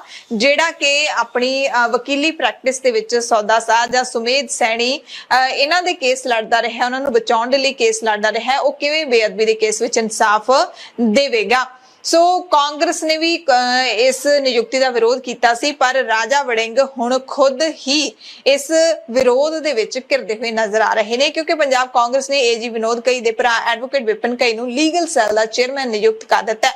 ਵਿਪਨ ਘਈ ਕਾਂਗਰਸ ਦੇ ਵੱਲੋਂ ਮਨੁੱਖੀ ਅਧਿਕਾਰਾਂ ਦੇ ਮਾਮਲਿਆਂ ਦੇ ਨਾਲ ਆਰਟੀਆਈ ਡਿਪਾਰਟਮੈਂਟ ਨੂੰ ਵੀ ਦੇਖਣਗੇ। ਹੁਣ ਸਵਾਲ ਉੱਠਦਾ ਹੈ ਕਿ ਕਾਂਗਰਸ ਨੇ ਵਕੀਲ ਵਿਪਨ ਘਈ ਨੂੰ ਆਖਿਰ ਕਿਸ ਤਰ੍ਹਾਂ ਪਾਰਟੀ ਦਾ ਕੇਸ ਅਦਾਲਤ ਵਿੱਚ ਲੜਨ ਦਾ ਹੱਕ ਦਿੱਤਾ ਹੈ ਕਿਉਂਕਿ ਜਿਹੜਾ ਤਰਕ ਸੁਖਪਾਲ ਖਹਿਰਾ ਵਿਨੋਦ ਘਈ ਦੀ ਨਿਯੁਕਤੀ ਨੂੰ ਲੈ ਕੇ ਦੇ ਰਹੇ ਨੇ ਉਹ ਵਿਪਨ ਘਈ ਦੀ ਨਿਯੁਕਤੀ ਤੇ ਵੀ ਤਾਂ ਲਾਗੂ ਹੁੰਦਾ ਹੈ ਕਿਉਂਕਿ ਵਿਪਨ ਘਈ ਵਿਨੋਦ ਘਈ ਦਾ ਭਰਾ ਹੀ ਹੈ। ਪੰਜਾਬ ਦੇ ਨਵੇਂ ਮੁੱਖ ਸਕੱਤਰ ਵੀਕੇ ਜੰਜੂਆ ਦੀ ਵੀ ਗੱਲ ਕਰ ਲੈਂਦੇ ਆ ਜਿਨ੍ਹਾਂ ਦੀ ਨਿਯੁਕਤੀ ਵਾਲੇ ਦਿਨ ਤੋਂ ਹੀ ਵਿਵਾਦ ਸ਼ੁਰੂ ਹੋ ਗਿਆ ਸੀ। ਪੰਜਾਬ ਹਰਿਆਣਾ ਹਾਈ ਕੋਰਟ ਵਿੱਚ ਪਟੀਸ਼ਨਰ ਨੇ ਇੱਕ ਅਰਜ਼ੀ ਪਾਈ ਸੀ ਜੰਜੂਆ ਦੇ ਖਿਲਾਫ ਭ੍ਰਿਸ਼ਟਾਚਾਰ ਦਾ ਇੱਕ ਕੇਸ ਪੈਂਡਿੰਗ ਹੈ, ਇਸ ਲਈ ਪ੍ਰਮੋਸ਼ਨ ਕਰਕੇ ਕਹਿੰਦੇ ਉਹਨਾਂ ਨੂੰ ਮੁੱਖ ਸਕੱਤਰ ਨਹੀਂ ਬਣਾਇਆ ਜਾ ਸਕਦਾ ਜਿਹੜਾ ਕਿ ਹਦਾਇਤਾਂ ਦੇ ਖਿਲਾਫ ਹੈ। ਹੁਣ ਸਰਕਾਰ ਨੇ ਅਦਾਲਤ ਦੇ ਵਿੱਚ ਇਸ ਤੇ ਆਪਣਾ ਪੱਖ ਰੱਖਿਆ ਯਾਨੀ ਕਿ ਭਗਵੰਤ ਸਿੰਘ ਮਾਨ ਦੀ ਸਰਕਾਰ ਨੇ ਜਿਸ ਤੋਂ ਬਾਅਦ ਹਾਈ ਕੋਰਟ ਨੇ ਇਸ ਕੇਸ ਦੇ ਨਾਲ ਜੁੜੇ ਹੋਏ ਸਾਰੇ ਦਸਤਾਵੇਜ਼ 2 ਹਫ਼ਤੇ ਦੇ ਅੰਦਰ ਸਰਕਾਰ ਤੋਂ ਮੰਗੇ ਨੇ ਤੇ ਇਸ ਮਾਮਲੇ ਦੇ ਵਿੱਚ ਸਰਕਾਰ ਦੇ ਵੱਲੋਂ ਨਿਯੁਕਤ ਕੀਤੇ ਗਏ ਨਵੇਂ ਐਡਵੋਕੇਟ ਜਨਰਲ ਵਿਨੋਦ ਘਈ ਪੇਸ਼ ਹੋਏ। ਉਹਨਾਂ ਕਿਹਾ ਕਿ ਪਟੀਸ਼ਨਰ TS ਮਿਸ਼ਰਾ ਨੇ ਮੁੱਖ ਸਕੱਤਰ ਜੰਜੂਆ ਦੀ ਨਿਯੁਕਤੀ ਨੂੰ ਪ੍ਰਮੋਸ਼ਨ ਕਹਿ ਕੇ ਚੁਣੌਤੀ ਦਿੱਤੀ ਹੈ ਜਦਕਿ ਜੰਜੂਆ ਦੀ ਪ੍ਰਮੋਸ਼ਨ ਤਾਂ ਕੀਤੀ ਹੀ ਨਹੀਂ ਗਈ, ਉਹਨਾਂ ਦੀ ਸਿਰਫ ਬਦਲੀ ਕੀਤੀ ਗਈ ਹੈ ਇੱਕ ਡਿਪਾਰਟਮੈਂਟ ਤੋਂ ਦੂਸਰੇ ਡਿਪਾਰਟਮੈਂਟ ਦੇ ਵਿੱਚ। ਇਸ ਲਈ TS ਮਿਸ਼ਰਾ ਦੇ ਵੱਲੋਂ ਲਾਏ ਗਏ ਇਲਜ਼ਾਮ ਕਿਧਰੇ ਵੀ ਸਟੈਂਡ ਨਹੀਂ ਕਰਦੇ। ਵੀਕੇ ਜੰਜੂਆ ਦੇ ਖਿਲਾਫ ਇਲਜ਼ਾਮ ਕਿਹੜੇ ਲੱਗੇ ਸਨ ਉਹ ਵੀ ਤੁਹਾਨੂੰ ਦੱਸ ਦਿੰਨੇ ਆ ਕਿ 2009 ਦੇ ਵਿੱਚ ਜਦੋਂ ਅਕਾਲੀਆਂ ਦੀ ਸਰਕਾਰ ਹੁੰਦੀ ਸੀ ਤਾਂ 2 ਲੱਖ ਦੀ ਰਿਸ਼ਵਤ ਲੈਣ ਦਾ ਮਾਮਲਾ ਵੀਕੇ ਜੰਜੂਆ ਤੇ ਦਰਜ ਹੋਇਆ ਸੀ। ਪੰਜਾਬ ਦੇ ਵਿੱਤ ਮੰਤਰੀ ਹਰਪਾਲ ਸਿੰਘ ਚੀਮਾ ਨੇ ਭਗਵੰਤ ਸਿੰਘ ਮਾਨ ਦੀ ਸਰਕਾਰ ਦੀਆਂ ਪਹਿਲੇ 4 ਮਹੀਨੇ ਦੀਆਂ ਪ੍ਰਾਪਤੀਆਂ ਦੇ ਸੋਲੇ ਗਾਉਂਦਿਆਂ ਪੰਜਾਬ ਦਾ ਖਜ਼ਾਨਾ ਭਰਪੂਰ ਕਰਨ ਦਾ ਵੱਡਾ ਦਾਅਵਾ ਕੀਤਾ ਹੈ। ਯਕੀਨ ਤਾਂ ਨਹੀਂ ਹੋ ਰਿਹਾ ਪਰ ਮੰਤਰੀ ਜੀ ਦਾਅਵਾ ਕਰਦਿਆਂ ਦੱਸ ਰਹੇ ਨੇ ਕਿ ਮਾਰਚ ਦੇ ਵਿੱਚ ਆਮ ਆਦਮੀ ਪਾਰਟੀ ਦੀ ਸਰਕਾਰ ਬਣ ਤੋਂ 1 ਮਹੀਨੇ ਦੌਰਾਨ 10,366 ਕਰੋੜ ਰੁਪਏ ਦਾ ਮਾਲੀਆ ਇਕੱਠਾ ਕੀਤਾ ਗਿਆ। ਹਾਲਾਂਕਿ 8100 ਕਰੋੜ ਦਾ ਕਰਜ਼ਾ ਵੀ ਲਿਆ ਗਿਆ 1 ਮਹੀਨੇ ਦੇ ਵਿੱਚ। ਉਹਨਾਂ ਨੇ ਇਹ ਵੀ ਦੱਸਿਆ ਕਿ ਪਿਛਲੀ ਸਰਕਾਰ ਦੇ ਵੇਲੇ ਪੰਜਾਬ ਸਿਰ ਚੜੇ ਕਰਜ਼ੇ ਦੇ ਵਿੱਚੋਂ 5520 ਕਰੋੜ 34 ਲੱਖ ਰੁਪਏ ਵਾਪਸ ਵੀ ਕਰ ਦਿੱਤੇ ਗਏ ਨੇ ਜਦਕਿ 4896 ਕਰੋੜ ਰੁਪਏ ਦੇ ਵਿਆਜ ਦਾ ਵੱਖਰਾ ਭੁਗਤਾਨ ਵੀ ਕੀਤਾ ਗਿਆ ਹੈ। ਉਹਨਾਂ ਨੇ GST ਦੀ ਕਲੈਕਸ਼ਨ ਦੇ ਵਿੱਚ ਵੀ ਪਿਛਲੇ ਸਾਲ ਦੇ ਨਾਲੋਂ ਵਾਧੇ ਦਾ ਦਾਅਵਾ ਕੀਤਾ ਹੈ। ਖਜ਼ਾਨਾ ਮੰਤਰੀ ਹਰਪਾਲ ਸਿੰਘ ਚੀਮਾ ਨੇ ਇੱਕ ਹੋਰ ਭੇਦ ਭਰੀ ਗੱਲ ਸਾਂਝੀ ਕਰਦਿਆਂ ਦੱਸਿਆ ਕਿ ਅਕਾਲੀ BJP ਸਰਕਾਰ ਨੇ 2017 ਦੇ ਵਿੱਚ 30,584 ਕਰੋੜ ਦੀ CCL ਚੁੱਕੀ ਸੀ। ਇਹਨੂੰ ਵਾਪਸ ਕਰਨ ਦੀ ਥਾਂ 17 ਸਾਲਾਂ ਦੀਆਂ ਕਿਸ਼ਤਾਂ ਬਣਾ ਲਈਆਂ ਸੀ। ਸਾਲਾਨਾ ਕਿਸ਼ਤ ਹੈ ਜਿਹੜੀ ਉਹ 270 ਕਰੋੜ ਰੁਪਏ ਦੀ ਬਣਦੀ ਸੀ। ਅਕਾਲੀ BJP ਸਰਕਾਰ ਨੇ ਕੇਂਦਰ ਨੂੰ 8.25% ਦੀ ਵਿਆਜ ਦੇਣਾ ਮੰਨਿਆ ਸੀ ਪਰ ਆਮ ਆਦਮੀ ਪਾਰਟੀ ਦੀ ਸਰਕਾਰ ਨੇ 3094 ਕਰੋੜ ਰੁਪਏ ਵਾਪਸ करके ब्याज 7.33% तक घटा लिया। ਇਹ ਕਰਜ਼ਾ ਕਹਿੰਦੇ ਜਿਹੜਾ 2034 ਤੱਕ ਚੱਲਣਾ ਸੀ ਪਰ ਹੁਣ 2033 ਦੇ ਵਿੱਚ ਮੁੱਕ ਜਾਊਗਾ। ਚੀਮਾ ਨੇ ਦਾਅਵਾ ਕੀਤਾ ਕਿ ਪੁਰਾਣੀਆਂ ਸਰਕਾਰਾਂ ਸਿਰ ਚੜੇ ਕਰਜ਼ੇ ਦੀ ਰਕਮ ਦੇ ਵਿੱਚੋਂ 1363 ਕਰੋੜ 96 ਲੱਖ ਰੁਪਏ ਵਾਪਸ ਕਰ ਦਿੱਤੇ ਗਏ ਨੇ। 1079 ਕਰੋੜ ਰੁਪਏ ਵਿਆਜ ਦੇ ਵੱਖਰੇ ਵਾਪਸ ਕੀਤੇ ਗਏ ਨੇ। ਆਮ ਆਦਮੀ ਪਾਰਟੀ ਦੀ ਸਰਕਾਰ ਦੇ ਵੱਲੋਂ ਵਿੱਤੀ ਤੌਰ ਤੇ ਕਮਜ਼ੋਰ ਵੱਖ-ਵੱਖ ਬੋਰਡ, ਕਾਰਪੋਰੇਸ਼ਨਾਂ ਤੇ ਸਰਕਾਰੀ ਵਿਭਾਗਾਂ ਸਮੇਤ ਸਹਿਕਾਰੀ ਖੇਤੀਬਾੜੀ ਬੈਂਕ ਨੂੰ ਕਹਿੰਦੇ ਕਈ 100 ਕਰੋੜ ਦੀ ਮਦਦ ਵੀ ਦਿੱਤੀ ਗਈ ਹੈ। ਉਹਨਾਂ ਨੇ ਅਕਾਲੀ ਦਲ ਤੇ ਕਾਂਗਰਸ ਪਾਰਟੀ ਦੇ ਵੱਲੋਂ ਆਮ ਆਦਮੀ ਪਾਰਟੀ ਦੀ ਕੀਤੀ ਜਾ ਰਹੀ ਆਲੋਚਨਾ ਨੂੰ ਫਜ਼ੂਲ ਦੱਸਦਿਆਂ ਦਾਅਵਾ ਕੀਤਾ ਹੈ ਕਿ ਆਮ ਆਦਮੀ ਪਾਰਟੀ ਦੀ ਸਰਕਾਰ ਪੰਜਾਬ ਨੂੰ ਮੁੜ ਪੈਰਾਂ ਸਿਰ ਖੜਾ ਕਰਨ ਲਈ ਵਚਨਬੱਧ ਹੈ। ਪੰਜਾਬ ਮੁੜ ਰੰਗਲਾ ਪੰਜਾਬ ਬਣੇਗਾ। ਡਾਇਰੈਕਟ ਸਿੱਧੀ ਬਜਾਈ ਕਿਸਾਨਾਂ ਨੂੰ ਪਾਣੀ, ਧਰਤੀ ਹੇਠਲਾ ਪਾਣੀ ਕਿਵੇਂ ਬਚਾਉਣਾਗਾ, ਸਰਦਾਰ ਭਗਵੰਤ ਸਿੰਘ ਮਾਨ ਜੀ ਨੇ ਯੋਜਨਾ ਜਿਹੜੀ ਆ ਬਣਾ ਕੇ ਪੰਜਾਬ ਦੇ ਕਿਸਾਨ ਦੇ ਸਾਹਮਣੇ, ਪੰਜਾਬ ਦੇ ਫਾਰਮਰ ਦੇ ਸਾਹਮਣੇ ਰੱਖੀ ਸੀ ਕਿ ਤੁਸੀਂ ਝੋਨੇ ਦੀ ਸਿੱਧੀ ਬਿਜਾਈ ਕਰੋ, DSR ਟੈਕਨੀਕ ਦੇ ਰਾਹੀਂ ਬਿਜਾਈ ਕਰੋ, ਸਰਕਾਰ ਤੁਹਾਨੂੰ ਆ 1500 ਪ੍ਰਤੀ ਏਕੜ ਮੁਆਵਜ਼ਾ ਦੇਊਗੀ ਔਰ ਉਹਦੇ ਵਿੱਚ ਵੀ ਅਸੀਂ 450 ਕਰੋੜ ਦਾ ਜਿਹੜਾ ਉਹ ਬੰਦ ਕੀਤਾਗਾ ਔਰ ਰਾਸ਼ੀ ਜਿਹੜੀ ਆ ਉਹ ਜਾਰੀ ਹੋ ਰਹੀ ਆ। ਇਸੇ ਤਰ੍ਹਾਂ ਪਾਵਰ ਦੀ ਗੱਲ ਆ, ਉਹ ਅਸੀਂ ਸਪਲਾਈ ਕਰ ਚੁੱਕੇ ਆ। ਸੋ ਮੇਰਾ ਕਹਿਣ ਦਾ ਭਾਵ ਆ, ਸਰਕਾਰ ਨੇ ਹੁਣ ਤੱਕ GST ਦੇ ਵਿੱਚ ਪਹਿਲੀ ਵਾਰ ਹੋਇਆਗਾ ਕਿ 24.15% ਦਾ ਵਾਧਾ ਜਿਹੜਾ ਉਹ ਨੋਟ ਕੀਤਾਗਾ। 24.15% ਦਾ ਵਾਧਾ ਪਹਿਲੀ ਵਾਰ ਹੋਇਆਗਾ ਔਰ that the service, loan the service ਹੋਈ ਆ। ਲੋਨ ਵੱਧ ਮੋੜਿਆ ਗਿਆ, ਲੋਨ ਦੀ ਸਰਵਿਸ ਜਿਹੜੀ ਆ ਵੱਧ ਕੀਤੀ ਗਈ ਆ, ਲੋਨ ਨਵਾਂ ਜਿਹੜਾ ਘੱਟ ਲਿਆ ਗਿਆਗਾ। ਸੋ ਮੇਰਾ ਕਹਿਣ ਦਾ ਭਾਵ ਸਰਕਾਰ ਜਿਹੜੀ ਆ ਇੱਕ ਪ੍ਰੋਗਰੈਸਿਵ ਅੱਗੇ ਵਧ ਰਹੀ ਆ ਔਰ ਬਿਲਕੁਲ ਉਸ ਦਿਸ਼ਾ ਦੇ ਵਿੱਚ ਸਰਦਾਰ ਭਗਵੰਤ ਸਿੰਘ ਮਾਨ ਜੀ ਦੀਆਂ ਡਾਇਰੈਕਸ਼ਨ ਦੇ ਤਹਿਤ ਅਸੀਂ ਪੈਸਾ ਵੀ ਬਚਾ ਰਹੇ ਹਾਂ, ਲੋਕਾਂ ਨੂੰ ਸਹੂਲਤਾਂ ਵੀ ਦੇ ਰਹੇ ਹਾਂ। ਇੱਕ ਪਾਸੇ ਪਹਾੜ ਜਿੱਡਾ ਵੱਡਾ ਕਰਜ਼ਾ ਵੀ ਦਿਖਾਈ ਦੇ ਰਿਹਾ ਔਰ ਦੂਜੇ ਪਾਸੇ ਪੰਜਾਬ ਦੇ ਲੋਕਾਂ ਨੇ ਜਿੰਨੀਆਂ ਕਮਿਟਮੈਂਟਸ ਸਾਡੀ ਪਾਰਟੀ ਵੱਲੋਂ, ਸਾਡੀ ਪਾਰਟੀ ਦੇ ਸੁਪਰੀਮੋ ਅਰਵਿੰਦ ਕੇਜਰੀਵਾਲ ਜੀ ਵੱਲੋਂ ਕੀਤੀਆਂ ਗਈਆਂ ਸੀ, ਉਹ ਸਾਰੀਆਂ ਕਮਿਟਮੈਂਟਸ ਅਸੀਂ ਪੂਰੀਆਂ ਵੀ ਕਰ ਰਹੇ ਹਾਂ ਔਰ ਲੋਨ ਵੀ ਪੇ ਕਰ ਰਹੇ ਹਾਂ। ਪੰਜਾਬ ਪੁਲਿਸ ਨੇ ਵੀ ਆਪਣੀ 1 ਮਹੀਨੇ ਦੀ ਕਾਰਗੁਜ਼ਾਰੀ ਦੱਸੀ ਹੈ। ਲੰਘੇ 1 ਮਹੀਨੇ ਦੇ ਵਿੱਚ 2205 ਨਸ਼ਾ ਤਸਕਰਾਂ ਨੂੰ ਕਾਬੂ ਕਰਨ ਤੇ ਮਹੀਨੇ ਦੇ ਵਿੱਚ 147 ਕਿਲੋ ਦੇ ਕਰੀਬ ਹੈਰੋਇਨ ਬਰਾਮਦ ਕਰਨ ਦਾ ਦਾਅਵਾ ਕੀਤਾ ਹੈ। ਜਾਣਕਾਰੀ ਆਈਜੀ ਸੁਖਚੈਨ ਸਿੰਘ ਗਿੱਲ ਨੇ ਦਿੱਤੀ ਹੈ। ਦੱਸਿਆ ਕਿ ਪੰਜਾਬ ਪੁਲਿਸ ਨੇ ਡਰੱਗ ਸਮਗਲਰਾਂ ਦੇ ਵਿਰੁੱਧ ਕੁੜਿੱਕੀ ਸਖਤ ਕਰ ਦਿੱਤੀ ਹੈ। ਛੇਤੀ ਹੀ ਪੰਜਾਬ ਦੇ ਵਿੱਚੋਂ ਨਸ਼ਾ ਤਸਕਰਾਂ ਦਾ ਸਫਾਇਆ ਕਰ ਦਿੱਤਾ ਜਾਊਗਾ। 6 ਪੁਲਿਸ ਅਫਸਰਾਂ ਦੇ ਵਿਰੁੱਧ ਕਾਰਵਾਈ ਕੀਤੀ ਗਈ ਹੈ। ਇੱਕ ਹਫ਼ਤੇ ਦੇ ਵਿੱਚ 329 ਪਰਚੇ ਨਸ਼ਾ ਤਸਕਰਾਂ ਦੇ ਵਿਰੁੱਧ ਦਰਜ ਕੀਤੇ ਗਏ ਨੇ। 1730 FIRs ਦਰਜ ਕੀਤੀਆਂ ਗਈਆਂ ਨੇ। ਪਿਛਲੇ ਮਹੀਨੇ ਗ੍ਰਿਫਤਾਰ ਕੀਤੇ ਗਏ ਨਸ਼ਾ ਤਸਕਰਾਂ ਦੇ ਕਬਜ਼ੇ ਵਿੱਚੋਂ 48,95,000 ਰੁਪਏ ਦੀ ਡਰੱਗ ਮਨੀ ਵੀ ਬਰਾਮਦ ਕੀਤੀ ਹੈ। ਪਿਛਲੇ ਮਹੀਨੇ 99 ਭਗੌੜਿਆਂ ਤੇ NDPS ਕੇਸਾਂ ਦੇ ਵਿੱਚ ਲੋੜੀਂਦੇ ਅਪਰਾਧੀਆਂ ਨੂੰ ਗ੍ਰਿਫਤਾਰ ਵੀ ਕੀਤਾ ਹੈ। ਆਈਜੀ ਸੁਖਚੈਨ ਸਿੰਘ ਗਿੱਲ ਨੇ ਦੱਸਿਆ ਕਿ ਮੁੱਖ ਮੰਤਰੀ ਭਗਵੰਤ ਸਿੰਘ ਮਾਨ ਦੇ ਦਿਸ਼ਾ ਨਿਰਦੇਸ਼ਾਂ ਤੇ ਸਾਰੇ ਪੁਲਿਸ ਜ਼ਿਲ੍ਹਿਆਂ ਦੀ ਹਫ਼ਤਾਵਾਰੀ ਕਾਰਗੁਜ਼ਾਰੀ ਦੀ ਸਮੀਖਿਆ ਕੀਤੀ ਜਾ ਰਹੀ ਹੈ। ਨਸ਼ਿਆਂ ਤੇ ਡਰੱਗ ਮਨੀ ਦੀ ਬਰਾਮਦਗੀ, ਕੇਸ ਦਰਜ ਕਰਨ, ਨਸ਼ਿਆਂ ਦੇ ਤਸਕਰਾਂ ਅਤੇ ਭਗੌੜੇ ਅਪਰਾਧੀਆਂ ਦੀ ਗ੍ਰਿਫਤਾਰੀ ਦੇ ਆਧਾਰ ਤੇ ਪੰਜਾਬ ਦੇ ਵਿੱਚੋਂ ਕਹਿੰਦੇ 3 ਚੋਟੀ ਦੇ ਜ਼ਿਲ੍ਹਿਆਂ ਦੀ ਚੋਣ ਕੀਤੀ ਜਾਊਗੀ ਤੇ ਤਿੰਨੇ ਜਿਹੜੇ ਚੋਟੀ ਦੇ ਜ਼ਿਲ੍ਹੇ ਹੋਣਗੇ, ਇਹ ਸਾਰੇ ਕੰਮ ਕਰਨ ਦੇ ਵਿੱਚ, ਨਸ਼ਾ ਤਸਕਰਾਂ ਨੂੰ ਕਾਬੂ ਕਰਨ ਦੇ ਵਿੱਚ ਉਹਨਾਂ ਨੂੰ ਮੁੱਖ ਮੰਤਰੀ ਭਗਵੰਤ ਸਿੰਘ ਮਾਨ ਦੇ ਵੱਲੋਂ ਸਨਮਾਨਿਤ ਵੀ ਕੀਤਾ ਜਾਊਗਾ। ਪੰਜਾਬ ਦੇ ਵਿੱਤ ਮੰਤਰੀ ਹਰਪਾਲ ਸਿੰਘ ਚੀਮਾ ਨੇ ਦਾਅਵਾ ਕੀਤਾ ਹੈ ਕਿ ਜੇਕਰ ਕਿਸੇ ਨੇ ਵੀ ਸਰਕਾਰੀ ਜ਼ਮੀਨ ਦੱਬੀ ਹੋਈ ਹੈ, ਉਹ ਛੁਡਾਈ ਜਾਏਗੀ, ਭਾਵੇਂ ਉਹ ਆਪਣਾ ਹੋਵੇ ਜਾਂ ਫਿਰ ਕੋਈ ਹੋਰ ਹੋਵੇ। ਨਜਾਇਜ਼ ਜ਼ਮੀਨਾਂ ਹਰ ਹਾਲਤ ਦੇ ਵਿੱਚ ਛੁਡਵਾਈਆਂ ਜਾਣਗੀਆਂ। ਹਾਲਾਂਕਿ ਚੀਮਾ ਤੋਂ ਜਦੋਂ ਆਮ ਆਦਮੀ ਪਾਰਟੀ ਦੇ ਰਾਜ ਸਭਾ ਮੈਂਬਰ ਅਸ਼ੋਕ ਮਿੱਤਲ ਤੇ ਲੱਗ ਰਹੇ ਨਜਾਇਜ਼ ਕਬਜ਼ੇ ਦੇ ਮਾਮਲੇ ਤੇ ਸਵਾਲ ਪੁੱਛਿਆ ਤਾਂ ਉਹਨਾਂ ਨੇ ਕਿਹਾ ਕਿ ਮਾਮਲਾ ਹਲੇ ਮੇਰੇ ਧਿਆਨ ਦੇ ਵਿੱਚ ਨਹੀਂ ਹੈ। ਦਰਅਸਲ ਪੰਜਾਬ ਦੇ ਵਿੱਚ ਆਮ ਆਦਮੀ ਪਾਰਟੀ ਦੀ ਸਰਕਾਰ ਹੈ ਜਿਹੜੀ ਉਹ ਪੰਚਾਇਤੀ ਜ਼ਮੀਨਾਂ ਤੋਂ ਨਾਜਾਇਜ਼ ਕਬਜ਼ੇ ਛੁਡਵਾ ਰਹੀ ਹੈ। ਇਸੇ ਵਿਚਾਲੇ ਲਵਲੀ ਯੂਨੀਵਰਸਿਟੀ ਦਾ ਮਾਮਲਾ ਵੀ ਸਾਹਮਣੇ ਆਇਆ ਹੈ ਕਿ ਲਵਲੀ ਯੂਨੀਵਰਸਿਟੀ ਵੀ ਪੰਚਾਇਤ ਦੀ ਕੁਝ ਜ਼ਮੀਨ ਦੇ ਵਿੱਚ ਉਸਰੀ ਹੋਈ ਹੈ। ਲਵਲੀ ਯੂਨੀਵਰਸਿਟੀ ਦੇ ਅਧਿਕਾਰ ਦੇ ਵਿੱਚੋਂ ਜ਼ਮੀਨ ਹੈ ਜਿਹੜੀ ਆਈ ਹੈ। ਸੁਖਪਾਲ ਖਹਿਰਾ ਕਾਂਗਰਸ ਦੇ ਵਿਧਾਇਕ ਉਹਨਾਂ ਨੇ ਟਵੀਟ ਕਰਕੇ ਸਰਕਾਰ ਤੇ ਸਵਾਲ ਚੁੱਕੇ ਨੇ। ਕਹਿੰਦੇ ਭਗਵੰਤ ਮਾਨ ਤੇ ਉਸਦੇ ਮੰਤਰੀ ਕੁਲਦੀਪ ਸਿੰਘ ਢਾਲੀਵਾਲ ਫਗਵਾੜਾ ਦੇ ਹਰਦਾਸਪੁਰਾ ਦੀ ਪੰਚਾਇਤੀ ਜ਼ਮੀਨ ਤੋਂ LPU ਦਾ ਨਾਜਾਇਜ਼ ਕਬਜ਼ਾ ਹਟਾਉਣ ਦੀ ਹਿੰਮਤ ਕਰਕੇ ਦਿਖਾਉਣ। ਦੇਖਦੇ ਹਾਂ ਅਰਵਿੰਦ ਕੇਜਰੀਵਾਲ ਆਪਣੇ ਰਾਜ ਸਭਾ ਮੈਂਬਰ ਅਸ਼ੋਕ ਮਿੱਤਲ ਜੋ ਕਿ LPU ਦੇ ਮਾਲਕ ਨੇ, ਉਹਨਾਂ ਖਿਲਾਫ ਕੀ ਕਾਰਵਾਈ ਕਰਦੇ ਨੇ ਜਾਂ ਫਿਰ ਮੂਕ ਦਰਸ਼ਕ ਬਣੇ ਰਹਿੰਦੇ ਨੇ। ਖਹਿਰਾ ਨੇ ਕਿਹਾ ਕਿ ਮੈਨੂੰ ਇਹ ਵੀ ਪਤਾ ਲੱਗਿਆ ਕਿ ਹਰਦਾਸਪੁਰਾ ਦੇ ਸਰਪੰਚ ਨੂੰ ਜਿਹੜਾ ਕਿ ਫਗਵਾੜਾ ਜ਼ਿਲ੍ਹੇ ਦੇ ਵਿੱਚ ਆਉਂਦਾ ਪਿੰਡ, ਉਸ ਨੂੰ ਅਸ਼ੋਕ ਮਿੱਤਲ ਦੇ ਵੱਲੋਂ DDPO ਦੀ ਅਦਾਲਤ ਵਿੱਚ ਕੇਸ ਨਾ ਕਰਨ ਲਈ ਦਬਾਅ ਵੀ ਪਾਇਆ ਜਾ ਰਿਹਾ ਹੈ। ਕੀ ਭਗਵੰਤ ਮਾਨ ਦੀ ਪੰਚਾਇਤੀ ਜ਼ਮੀਨਾਂ ਤੋਂ ਕਬਜ਼ੇ ਹਟਾਉਣ ਦੀ ਮੁਹਿੰਮ ਸਿਰਫ ਸਿਮਰਨਜੀਤ ਸਿੰਘ ਮਾਨ ਤੇ ਹੋਰਾਂ ਸਿਆਸੀ ਵਿਰੋਧੀਆਂ ਤੱਕ ਹੀ ਸੀਮਿਤ ਹੈ? ਇਸ ਸਵਾਲ ਖਹਿਰਾ ਨੇ ਪੁੱਛੇ ਨੇ ਤਾਂ ਹਰਪਾਲ ਚੀਮਾ ਨੇ ਦਾਅਵਾ ਕੀਤਾ ਕਿ ਸਾਰਿਆਂ ਖਿਲਾਫ ਕਾਰਵਾਈ ਹੋਵੇਗੀ। ਸ਼੍ਰੋਮਣੀ ਅਕਾਲੀ ਦਲ ਦੇ ਪ੍ਰਧਾਨ ਸੁਖਬੀਰ ਸਿੰਘ ਬਾਦਲ ਦੇ ਵਿਰੋਧ ਦੇ ਨਾਲ ਜੁੜੀ ਹੋਈ ਖਬਰ ਹੈ। ਦਰਅਸਲ ਸੁਖਬੀਰ ਬਾਦਲ ਰੋਜ਼ਾਨਾ ਮੀਂਹ ਦੇ ਪਾਣੀ ਕਾਰਨ ਖਰਾਬ ਹੋਈਆਂ ਫਸਲਾਂ ਦਾ ਦੌਰਾ ਕਰਨ ਦੇ ਲਈ ਵੱਖ-ਵੱਖ ਥਾਵਾਂ ਤੇ ਪਹੁੰਚ ਰਹੇ ਨੇ। ਅਬੋਹਰ ਦੇ ਵਿੱਚ ਹਲਕਾ ਬੱਲੂਆਣਾ ਦੇ ਪਿੰਡਾਂ ਵਿੱਚ ਹੜ੍ਹਾਂ ਵਰਗੇ ਹਾਲਾਤ ਬਣੇ ਨੇ। ਉੱਥੇ ਸੁਖਬੀਰ ਬਾਦਲ ਪਹੁੰਚੇ, ਪਿੰਡ ਗੱਦਾ ਡੋਬ, ਬੱਲੂਆਣਾ ਤੇ ਹੋਰ ਪਿੰਡਾਂ ਦਾ ਦੌਰਾ ਕੀਤਾ। ਇਸ ਦਰਮਿਆਨ ਲੋਕਾਂ ਨੇ ਸੁਖਬੀਰ ਬਾਦਲ ਨੂੰ ਕਾਲੇ ਝੰਡੇ ਦਿਖਾਏ, ਪਰ ਸੁਖਬੀਰ ਬਾਦਲ ਨੇ ਆਮ ਆਦਮੀ ਪਾਰਟੀ ਦੀ ਸਰਕਾਰ ਤੇ ਸਵਾਲ ਚੁੱਕੇ, ਨਾਲ ਹੀ ਫਸਲਾਂ ਦੇ ਖਰਾਬੇ ਦਾ ਮੁਆਵਜ਼ਾ ਮੰਗਿਆ ਤੇ ਗਿਰਦੌਰੀ ਕਰਾਉਣ ਦੀ ਮੰਗ ਕੀਤੀ।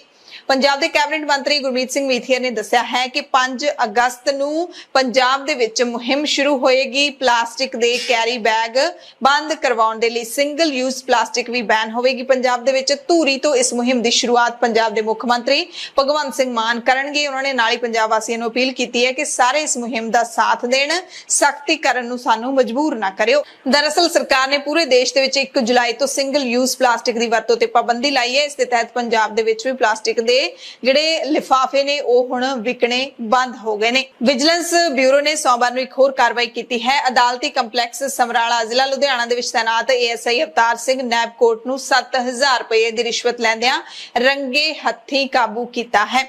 ਪੰਜਾਬ ਵਿਜੀਲੈਂਸ ਬਿਊਰੋ ਦੇ ਬੁਲਾਰੇ ਨੇ ਦੱਸਿਆ ਕਿ ਮੁਲਜ਼ਮ ASI ਅਵਤਾਰ ਸਿੰਘ ਨੂੰ ਸੰਦੀਪ ਕੁਮਾਰ ਵਾਸੀ ਗਿਆਨਪੁਰਾ UP, ਜੋ ਕਿ ਹੁਣ ਮਾਛੀਵਾੜੇ ਦੀ ਨਾਗਰਾ ਕਲੋਨੀ ਦੇ ਵਿੱਚ ਰਹਿ ਰਿਹਾ ਹੈ, ਉਸ ਦੀ ਸ਼ਿਕਾਇਤ ਤੇ ਗ੍ਰਿਫਤਾਰ ਕੀਤਾ ਗਿਆ। ਸ਼ਿਕਾਇਤਕਰਤਾ ਨੇ ਵਿਜੀਲੈਂਸ ਬਿਊਰੋ ਦਫ਼ਤਰ ਦੇ ਵਿੱਚ ਲੁਧਿਆਣਾ ਦੇ ਵਿੱਚ ਆਪਣੀ ਸ਼ਿਕਾਇਤ ਦਰਜ ਕਰਵਾਈ ਸੀ ਕਿ ਇੱਕ ਦੁਰਘਟਨਾ ਦਾ ਕੇਸ ਅਦਾਲਤ ਦੇ ਵਿੱਚ ਚੱਲਦਾ ਸੀ। ਦੋਵਾਂ ਧਿਰਾਂ ਵਿਚਾਲੇ ਸਮਝੌਤਾ ਹੋ ਗਿਆ ਸੀ, ਪਰ ਇਹ ਨਾਇਬ ਕੋਰਟ ਇਸ ਸਮਝੌਤੇ ਨੂੰ ਨੇਪਰੇ ਚੜਾਉਣ ਦੇ ਲਈ ਅਦਾਲਤ ਵਿੱਚ ਆਪਣੇ ਬਿਆਨ ਦਰਜ ਕਰਵਾਉਣ ਦੀ ਖਾਤਰ ਸਹਾਇਕ ਸਰਕਾਰੀ ਵਕੀਲ ਦੇ ਨਾਂ ਤੇ 20000 ਰੁਪਏ ਮੰਗ ਰਿਹਾ ਸੀ। ਸੌਦਾ 7000 ਦੇ ਵਿੱਚ ਤੈਅ ਹੋਇਆ ਸੀ ਤੇ ਹੁਣ ਇਸ ਨਾਇਬ ਕੋਰਟ ਨੂੰ 7000 ਰੁਪਏ ਵੀ ਬਹੁਤ ਮਹਿੰਗੇ ਪੈ ਜਾਣਗੇ। ਲਹਿਰਾ ਗਾਗਾ ਤੋਂ ਖਬਰ ਹੈ, ਜਿੱਥੇ ਪਿੰਡ ਲਹਿਲ ਖੁਰਦ ਦੇ ਕਿਸਾਨਾਂ ਮਜ਼ਦੂਰਾਂ ਨੇ ਇਕੱਠੇ ਹੋ ਕੇ ਸਰਕਾਰੀ ਸਕੂਲ ਨੂੰ ਜਿੰਦਰਾ ਲਾ ਦਿੱਤਾ ਤੇ ਧਰਨਾ ਦਿੱਤਾ। ਪਿੰਡ ਵਾਸੀਆਂ ਨੇ ਦੱਸਿਆ ਕਿ ਸਰਕਾਰੀ ਸਕੂਲ ਦੇ ਵਿੱਚ ਬੱਚਿਆਂ ਦੀ ਗਿਣਤੀ ਮੁਤਾਬਿਕ ਅਧਿਆਪਕਾਂ ਦੀ ਗਿਣਤੀ ਨਾ ਮਾਤਰ ਹੈ। ਇਸ ਤੋਂ ਜਾਪਦਾ ਹੈ ਕਿ ਸਰਕਾਰ ਕਿਸਾਨਾਂ ਤੇ ਮਜ਼ਦੂਰਾਂ ਦੇ ਬੱਚਿਆਂ ਨੂੰ ਪੜ੍ਹਾਈ ਤੋਂ ਰੱਖਣਾ ਚਾਹੁੰਦੀ ਹੈ। ਇਸ ਇਲਜ਼ਾਮ ਦੇ ਤਹਿਤ ਇਹ ਕਾਰਵਾਈ ਕੀਤੀ ਗਈ। ਪਿੰਡ ਦੇ ਲੋਕਾਂ ਨੇ ਸਰਬਸੰਮਤੀ ਦੇ ਨਾਲ ਐਕਸ਼ਨ ਕਮੇਟੀ ਬਣਾਈ ਤੇ ਸਰਕਾਰ ਦੇ ਖਿਲਾਫ ਸੰਘਰਸ਼ ਵਿੱਢ ਦਿੱਤਾ। ਉਹਨਾਂ ਨੇ ਚੇਤਾਵਨੀ ਦਿੱਤੀ ਕਿ ਜਦੋਂ ਤੱਕ ਸਰਕਾਰ ਬੱਚਿਆਂ ਦੇ ਮੁਤਾਬਿਕ ਅਧਿਆਪਕਾਂ ਦਾ ਪੂਰਾ ਪ੍ਰਬੰਧ ਨਹੀਂ ਕਰਦੀ, ਉਦੋਂ ਤੱਕ ਸੰਘਰਸ਼ ਜਾਰੀ ਰਹੇਗਾ। ਪੰਜਾਬ ਤੋਂ ਆਮ ਆਦਮੀ ਪਾਰਟੀ ਦੇ ਮੈਂਬਰ ਪਾਰਲੀਮੈਂਟ, ਰਾਜ ਸਭਾ ਦੇ ਮੈਂਬਰ ਜਿੱਥੇ ਪੰਜਾਬ ਦੇ ਲੋਕਾਂ ਦੀ ਨੁਕਤਾਚੀਨੀ ਦਾ ਸ਼ਿਕਾਰ ਹੁੰਦੇ ਰਹਿੰਦੇ ਨੇ, ਉੱਥੇ ਹੀ ਰਾਜ ਸਭਾ ਦੇ ਵਿੱਚ ਉਹ ਲੋਕਾਂ ਦੀ ਸ਼ਿਕਾਇਤ ਦੂਰ ਕਰਨ ਦੀ ਕੋਸ਼ਿਸ਼ ਵੀ ਕਰ ਰਹੇ ਨੇ। ਰਾਘਵ ਚੱਡਾ ਨੇ ਪਾਰਲੀਮੈਂਟ ਦੇ ਵਿੱਚ ਕੇਂਦਰ ਸਰਕਾਰ ਨੂੰ ਸਸਪੈਂਸ਼ਨ ਆਫ ਬਿਜ਼ਨਸ ਨੋਟਿਸ ਦਿੱਤਾ ਹੈ, ਜਿਹਦੇ ਵਿੱਚ 3 ਮੁੱਖ ਮੰਗਾਂ MSP ਦੀ ਕਮੇਟੀ ਵਿੱਚ ਕਿਸਾਨਾਂ ਦੀ ਨੁਮਾਇੰਦਗੀ, ਕਿਸਾਨਾਂ ਤੇ ਦਰਜ ਕੇਸ ਵਾਪਸ ਲੈਣ ਦੀ ਮੰਗ ਤੇ ਲਖੀਮਪੁਰ ਖੀਰੀ ਦੇ ਦੋਸ਼ੀਆਂ ਨੂੰ ਸਜ਼ਾ ਦੇਣ ਦੀ ਮੰਗ ਕੀਤੀ ਹੈ। ਇਸ ਦੇ ਨਾਲ ਹੀ ਰਾਘਵ ਚੱਡਾ ਨੇ ਰਾਜ ਸਭਾ ਦੇ ਵਿੱਚ ਪੰਜਾਬ ਦੇ ਪਾਣੀਆਂ ਦਾ ਮੁੱਦਾ ਵੀ ਚੁੱਕਿਆ ਹੈ ਕਿ ਹਰੀ ਕ੍ਰਾਂਤੀ ਦੀ ਜਨਮਦਾਤਾ ਪੰਜਾਬ ਦੀ ਧਰਤੀ ਦਾ ਪਾਣੀ ਕਾਫੀ ਹੇਠਾਂ ਜਾ ਚੁੱਕਿਆ, ਦਰਿਆ ਦੂਸ਼ਿਤ ਹੋ ਚੁੱਕੇ ਨੇ। ਪੰਜਾਬ ਦੇ ਵਾਸੀਆਂ ਨੂੰ ਪੀਣ ਲਈ ਤੇ ਖੇਤੀ ਲਈ ਸ਼ੁੱਧ ਪਾਣੀ ਚਾਹੀਦਾ ਹੈ। ਫੂਡ ਬਾਉਲ ਆਫ ਇੰਡੀਆ ਨੂੰ ਕਹਿੰਦੇ ਜੇ ਬਚਾਉਣਾ ਤਾਂ ਆਵਾਜ਼ ਬੁਲੰਦ ਕਰਨੀ ਪਊਗੀ। ਇਸ ਕਰਕੇ ਰਾਘਵ ਚੱਡਾ ਨੇ ਕਿਹਾ ਕਿ ਮੈਂ ਰਾਜ ਸਭਾ ਦੇ ਵਿੱਚ ਆਵਾਜ਼ ਬੁਲੰਦ ਕਰ ਰਿਹਾ। ਹਾਲਾਂਕਿ ਹੋਰ ਜਿਹੜੇ ਮੈਂਬਰ ਭੇਜੇ ਗਏ ਨੇ ਰਾਜ ਸਭਾ ਦੇ ਵਿੱਚ, ਉਹਨਾਂ ਦੇ ਵੱਲੋਂ ਕੀ ਕੁਝ ਆਵਾਜ਼ਾਂ ਚੁੱਕੀਆਂ ਜਾ ਰਹੀਆਂ ਨੇ, ਉਹਦੀ ਹਾਲੇ ਤੱਕ ਕੋਈ ਖਬਰ ਨਹੀਂ ਮਿਲੀ ਹੈ। ਸ਼੍ਰੋਮਣੀ ਗੁਰਦੁਆਰਾ ਪ੍ਰਬੰਧਕ ਕਮੇਟੀ ਦੇ ਪ੍ਰਧਾਨ ਐਡਵੋਕੇਟ ਹਰਜਿੰਦਰ ਸਿੰਘ ਧਾਮੀ ਨੇ BJP ਦੇ ਕੌਮੀ ਬੁਲਾਰੇ RP ਸਿੰਘ ਦੇ ਵੱਲੋਂ ਇੱਕ ਸਖਤ ਟਿੱਪਣੀ ਜਿਹੜੀ ਕੀਤੀ ਗਈ ਹੈ, ਉਸ ਦਾ ਸਖਤ ਨੋਟਿਸ ਲਿਆ ਹੈ। ਪ੍ਰਧਾਨ ਨੇ ਕਿਹਾ ਕਿ ਜੇ ਧਰਮ ਪਰਿਵਰਤਨ ਦੇ ਮਾਮਲੇ ਦੇ ਵਿੱਚ RP ਸਿੰਘ ਸੱਚਮੁੱਚ ਹੀ ਸੰਜੀਦਾ ਹੈ, ਸੱਚਮੁੱਚ ਉਸ ਨੂੰ ਸਿੱਖ ਧਰਮ ਦੀ ਫਿਕਰ ਹੈ, ਤਾਂ ਉਹ ਸ਼੍ਰੋਮਣੀ ਕਮੇਟੀ ਦੇ ਭਾਰਤ ਸਰਕਾਰ ਕੋਲ ਪਏ ਕੇਸ ਪਹਿਲ ਦੇ ਆਧਾਰ ਤੇ ਹੱਲ ਕਰਵਾਉਣ। ਉਹਨਾਂ ਕਿਹਾ ਕਿ ਧਰਮ ਪਰਿਵਰਤਨ ਦੇ ਮੁੱਦੇ ਤੇ ਸਿੱਖ ਸੰਸਥਾ ਸ਼੍ਰੋਮਣੀ ਕਮੇਟੀ ਤੇ ਸਵਾਲ ਖੜੇ ਕਰਨੇ ਕੋਈ ਆਮ ਪ੍ਰਤੀਕਰਮ ਨਾ ਹੋ ਕੇ ਇੱਕ ਪ੍ਰੋਪੇਗੈਂਡੇ ਤਹਿਤ ਇਹ ਸੋਚੀ ਸਮਝੀ ਸਾਜ਼ਿਸ਼ ਹੈ। ਐਡਵੋਕੇਟ ਧਾਮੀ ਨੇ ਕਿਹਾ ਕਿ ਬਿਨਾਂ ਸ਼ੱਕ SGPC ਵੱਲੋਂ ਸਿੱਖੀ ਦੇ ਪ੍ਰਚਾਰ ਲਈ ਨਿਰੰਤਰ ਕਾਰਜ ਜਾਰੀ ਨੇ, ਪਰ RP ਸਿੰਘ ਵਰਗੇ ਕੁਝ ਲੋਕ ਸਿੱਖ ਕੌਮ ਦੀ ਵਕਾਰੀ ਸੰਸਥਾ ਨੂੰ ਢਾਹ ਲਾਉਣ ਦੇ ਯਤਨਾਂ ਦੇ ਵਿੱਚ ਨੇ। RP ਸਿੰਘ ਦੇ ਵੱਲੋਂ ਧਰਮ ਪਰਿਵਰਤਨ ਦੇ ਮੁੱਦੇ ਤੇ ਸ਼੍ਰੋਮਣੀ ਕਮੇਟੀ ਤੇ ਸਵਾਲ ਜਿਹੜੇ ਖੜੇ ਕੀਤੇ ਗਏ ਨੇ ਉਹ ਨਿੰਦਨਯੋਗ ਨੇ। ਇਸ ਕਰਕੇ RP ਸਿੰਘ ਨੂੰ ਮਾਫੀ ਮੰਗਣੀ ਚਾਹੀਦੀ ਹੈ। ਦਰਅਸਲ 1-2 ਦਿਨ ਪਹਿਲਾਂ RP ਸਿੰਘ ਨੇ ਟਵੀਟ ਕੀਤਾ ਸੀ, ਜਿਸ ਦੇ ਵਿੱਚ ਇੱਕ ਵੀਡੀਓ ਸਾਂਝੀ ਕੀਤੀ ਸੀ। ਉਸ ਵੀਡੀਓ ਦੇ ਵਿੱਚ ਇੱਕ ਸਿੱਖ ਪਹਿਰਾਵੇ ਦੇ ਵਿੱਚ ਨੌਜਵਾਨ ਹੈ ਜਿਹੜਾ ਉਹ ਈਸਾਈ ਧਰਮ ਦਾ ਪ੍ਰਚਾਰਕ ਬਣਿਆ ਹੋਇਆ ਪ੍ਰਚਾਰ ਕਰ ਰਿਹਾ ਹੈ ਅਤੇ ਉਸਦੇ ਇੱਕ ਪਾਸੇ ਸਿਰ ਤੇ ਦੁਪੱਟੇ ਲਈ ਖੜੀਆਂ ਕੁਝ ਵਿਦਿਆਰਥੀ ਵਿਦਿਆਰਥਣਾਂ ਨੇ ਜਿਹੜੀਆਂ ਕਿ ਦਿੱਖ ਤੋਂ ਸਿੱਖ ਹੀ ਲੱਗ ਰਹੀਆਂ ਨੇ ਔਰ ਸਾਹਮਣੇ ਬਹੁਤ ਸਾਰੀ ਜਿਹੜੇ ਲੋਕ ਨੇ ਉਹ ਇਕੱਠੇ ਹੋਏ ਨੇ ਤੇ ਉਸ ਦੇ ਵੱਲੋਂ ਈਸਾਈ ਧਰਮ ਦਾ ਜ਼ੋਰ ਸ਼ੋਰ ਨਾਲ ਪ੍ਰਚਾਰ ਕੀਤਾ ਜਾ ਰਿਹਾ ਹੈ। ਉਸ ਵੀਡੀਓ ਨੂੰ ਲੈ ਕੇ ਆਰਪੀ ਸਿੰਘ ਨੇ ਐਸਜੀਪੀਸੀ ਦੇ ਸਵਾਲ ਖੜੇ ਕੀਤੇ ਸੀ, ਜਿਸ ਤੋਂ ਬਾਅਦ ਐਸਜੀਪੀਸੀ ਪ੍ਰਧਾਨ ਭੜਕੇ ਨੇ। ਹਾਦਸਿਆਂ ਦੀਆਂ ਕੁਝ ਖਬਰਾਂ ਤੁਹਾਨੂੰ ਦੱਸ ਦਿੰਦੇ ਹਾਂ। ਜਲੰਧਰ ਤੋਂ ਖਬਰ ਹੈ, ਜਿੱਥੇ ਜਲੰਧਰ ਕੈਂਟ ਦੇ ਨਾਲ ਲੱਗਦੇ ਪਿੰਡ ਧੀਣਾ ਦੇ ਨੇੜੇ ਮਾਨਵ ਸਹਿਯੋਗ ਸਕੂਲ ਦੀ ਬੱਸ ਖੇਤਾਂ ਦੇ ਵਿੱਚ ਪਲਟ ਗਈ। 9 ਦੇ ਕਰੀਬ ਬੱਚੇ ਜ਼ਖਮੀ ਹੋ ਗਏ। ਹਸਪਤਾਲ ਉਹਨਾਂ ਨੂੰ ਮੁੱਢਲੀ ਸਹਾਇਤਾ ਦੇ ਕੇ ਫਿਰ ਘਰ ਭੇਜ ਦਿੱਤਾ ਗਿਆ। ਮੌਕੇ ਤੇ ਮੌਜੂਦ ਲੋਕਾਂ ਨੇ ਦੱਸਿਆ ਕਿ ਸਕੂਲ ਬੱਸ ਦੀ ਰਫ਼ਤਾਰ ਕਾਫੀ ਤੇਜ਼ ਸੀ। ਤੇਜ਼ ਬੱਸ ਚਾਲਕ ਇੱਕ ਆਟੋ ਨੂੰ ਬਚਾਉਂਦੇ ਹੋਏ ਬੱਸ ਦਾ ਕੰਟਰੋਲ ਗੁਆ ਬੈਠਿਆ, ਜਿਸ ਕਾਰਨ ਬੱਸ ਖੇਤਾਂ ਦੇ ਵਿੱਚ ਪਲਟ ਗਈ। ਹਾਲਾਂਕਿ ਸਾਰੇ ਬੱਚੇ ਸੁਰੱਖਿਅਤ ਨੇ। ਛੋਟੇ ਬੱਚਿਆਂ ਨੂੰ ਮਾਮੂਲੀ ਸੱਟਾਂ ਲੱਗੀਆਂ। ਹਸਪਤਾਲ ਤੋਂ ਇਲਾਜ ਕਰਵਾਉਣ ਤੋਂ ਬਾਅਦ ਉਹਨਾਂ ਨੂੰ ਘਰੇ ਭੇਜ ਦਿੱਤਾ ਗਿਆ। ਜਾਂਦੇ ਤੁਹਾਨੂੰ ਕਾਮਨਵੈਲਥ ਖੇਡਾਂ ਦੀ ਵੀ ਜਾਣਕਾਰੀ ਦੇ ਦਿੰਨੇ ਆ। ਸੁਸ਼ੀਲਾ ਦੇਵੀ ਨੇ 48 ਕਿਲੋਗ੍ਰਾਮ ਔਰਤਾਂ ਦੇ ਭਾਰ ਵਰਗ ਦੇ ਵਿੱਚ ਚਾਂਦੀ ਦਾ ਤਗਮਾ ਭਾਰਤ ਦੇ ਲਈ ਜਿੱਤਿਆ ਹੈ। ਇਸੇ ਤਰ੍ਹਾਂ ਭਾਰਤ ਦੇ ਵਿਜੇ ਕੁਮਾਰ ਯਾਦਵ ਨੇ 60 ਕਿਲੋਗ੍ਰਾਮ ਪੁਰਸ਼ਾਂ ਦੇ ਭਾਰ ਵਰਗ ਦੇ ਵਿੱਚ ਕਾਂਸੇ ਦਾ ਤਗਮਾ ਹਾਸਲ ਕੀਤਾ ਹੈ। ਹਾਕੀ ਦੀ ਅਪਡੇਟ ਵੀ ਦੇ ਦਿੰਨੇ ਆ। ਇੰਡੀਆ ਅਤੇ ਇੰਗਲੈਂਡ ਦੇ ਵਿੱਚ ਪੂਲ ਬੀ ਦਾ ਮੈਚ ਹੋਇਆ ਹੈ, ਜਿਸ ਦੇ ਵਿੱਚ 4-4 ਗੋਲ ਦੋਵਾਂ ਟੀਮਾਂ ਨੇ ਕੀਤੇ ਨੇ ਤੇ ਭਾਰਤ ਨੇ ਹੁਣ ਜਿਹੜੇ 104 ਗੋਲ ਕਰ ਲਏ ਨੇ। ਯਾਨੀ ਕਿ ਦੋਵਾਂ ਟੀਮਾਂ ਦੇ ਵਿੱਚ ਮੈਚ 4-4 ਦੇ ਨਾਲ ਬਰਾਬਰ ਰਿਹਾ ਹੈ। ਭਾਰਤ ਨੇ ਮੇਜ਼ਬਾਨ ਮੁਲਕ ਨੂੰ ਡਰਾਅ ਤੇ ਰੋਕ ਲਿਆ ਹੈ। ਹਾਲਾਂਕਿ ਭਾਰਤੀ ਟੀਮ 4-1 ਨਾਲ ਮੂਹਰੇ ਸੀ, ਪਰ ਇੰਗਲੈਂਡ ਨੇ ਆਖਰੀ ਕੁਆਟਰ ਦੇ ਵਿੱਚ 3 ਗੋਲ ਕਰਕੇ ਖੇਡ ਦਾ ਪਾਸਾ ਪਲਟ ਦਿੱਤਾ। ਮਹਿਲਾ ਹਾਕੀ ਦੇ ਵਿੱਚ ਭਾਰਤ ਦੀ ਪਹਿਲੀ ਅਸਲ ਅਜ਼ਮਾਇਸ਼ ਹੈ ਜਿਹੜੀ ਉਹ ਇੰਗਲੈਂਡ ਦੇ ਖਿਲਾਫ ਹੋਵੇਗੀ। ਪਹਿਲੇ 2 ਮੈਚਾਂ ਦੇ ਵਿੱਚ ਭਾਰਤੀ ਟੀਮ ਕੋਈ ਚੰਗਾ ਦਬਦਬੇ ਵਾਲਾ ਪ੍ਰਦਰਸ਼ਨ ਨਹੀਂ ਕਰ ਸਕੀ। ਲੌਨ ਬਾਲਸ ਦੇ ਵਿੱਚ ਭਾਰਤ ਦਾ ਪਹਿਲਾ ਜਿਹੜਾ ਕਾਮਨਵੈਲਥ ਤਗਮਾ ਉਹ ਪੱਕਾ ਹੋ ਗਿਆ। ਨਿਊਜ਼ੀਲੈਂਡ ਨੂੰ 16-13 ਦੇ ਨਾਲ ਹਰਾ ਕੇ ਭਾਰਤੀ ਟੀਮ ਫਾਈਨਲ ਦੇ ਵਿੱਚ ਪਹੁੰਚ ਗਈ ਹੈ। ਇਸੇ ਤਰ੍ਹਾਂ ਔਰਤਾਂ ਦੇ 71 ਕਿਲੋ ਭਾਰ ਵਰਗ ਦੇ ਵਿੱਚ ਭਾਰਤ ਦੀ ਹਰਜਿੰਦਰ ਕੌਰ ਨੇ ਕਾਂਸੇ ਦਾ ਤਗਮਾ ਜਿੱਤ ਕੇ ਭਾਰਤ ਦਾ ਨਾਮ ਰੌਸ਼ਨ ਕੀਤਾ ਹੈ। ਸਾਰੇ ਖਿਡਾਰੀਆਂ ਨੂੰ ਅਸੀਂ ਵਧਾਈਆਂ ਦਿੰਦੇ ਹਾਂ ਅਤੇ ਮੈਚ ਖੇਡਣ ਵਾਲੇ ਹੋਰ ਖਿਡਾਰੀਆਂ ਨੂੰ ਅਸੀਂ ਸ਼ੁਭ ਇੱਛਾਵਾਂ ਵੀ ਭੇਜਦੇ ਹਾਂ। ਖਾਸ ਖਬਰਾਂ ਦੇ ਇਸ ਖਾਸ ਬੁਲੇਟਿਨ ਦੇ ਵਿੱਚ ਤੁਹਾਡੇ ਸਭ ਤੋਂ ਇਜਾਜ਼ਤ ਚਾਹੁੰਦੇ ਹਾਂ। ਧੰਨਵਾਦ।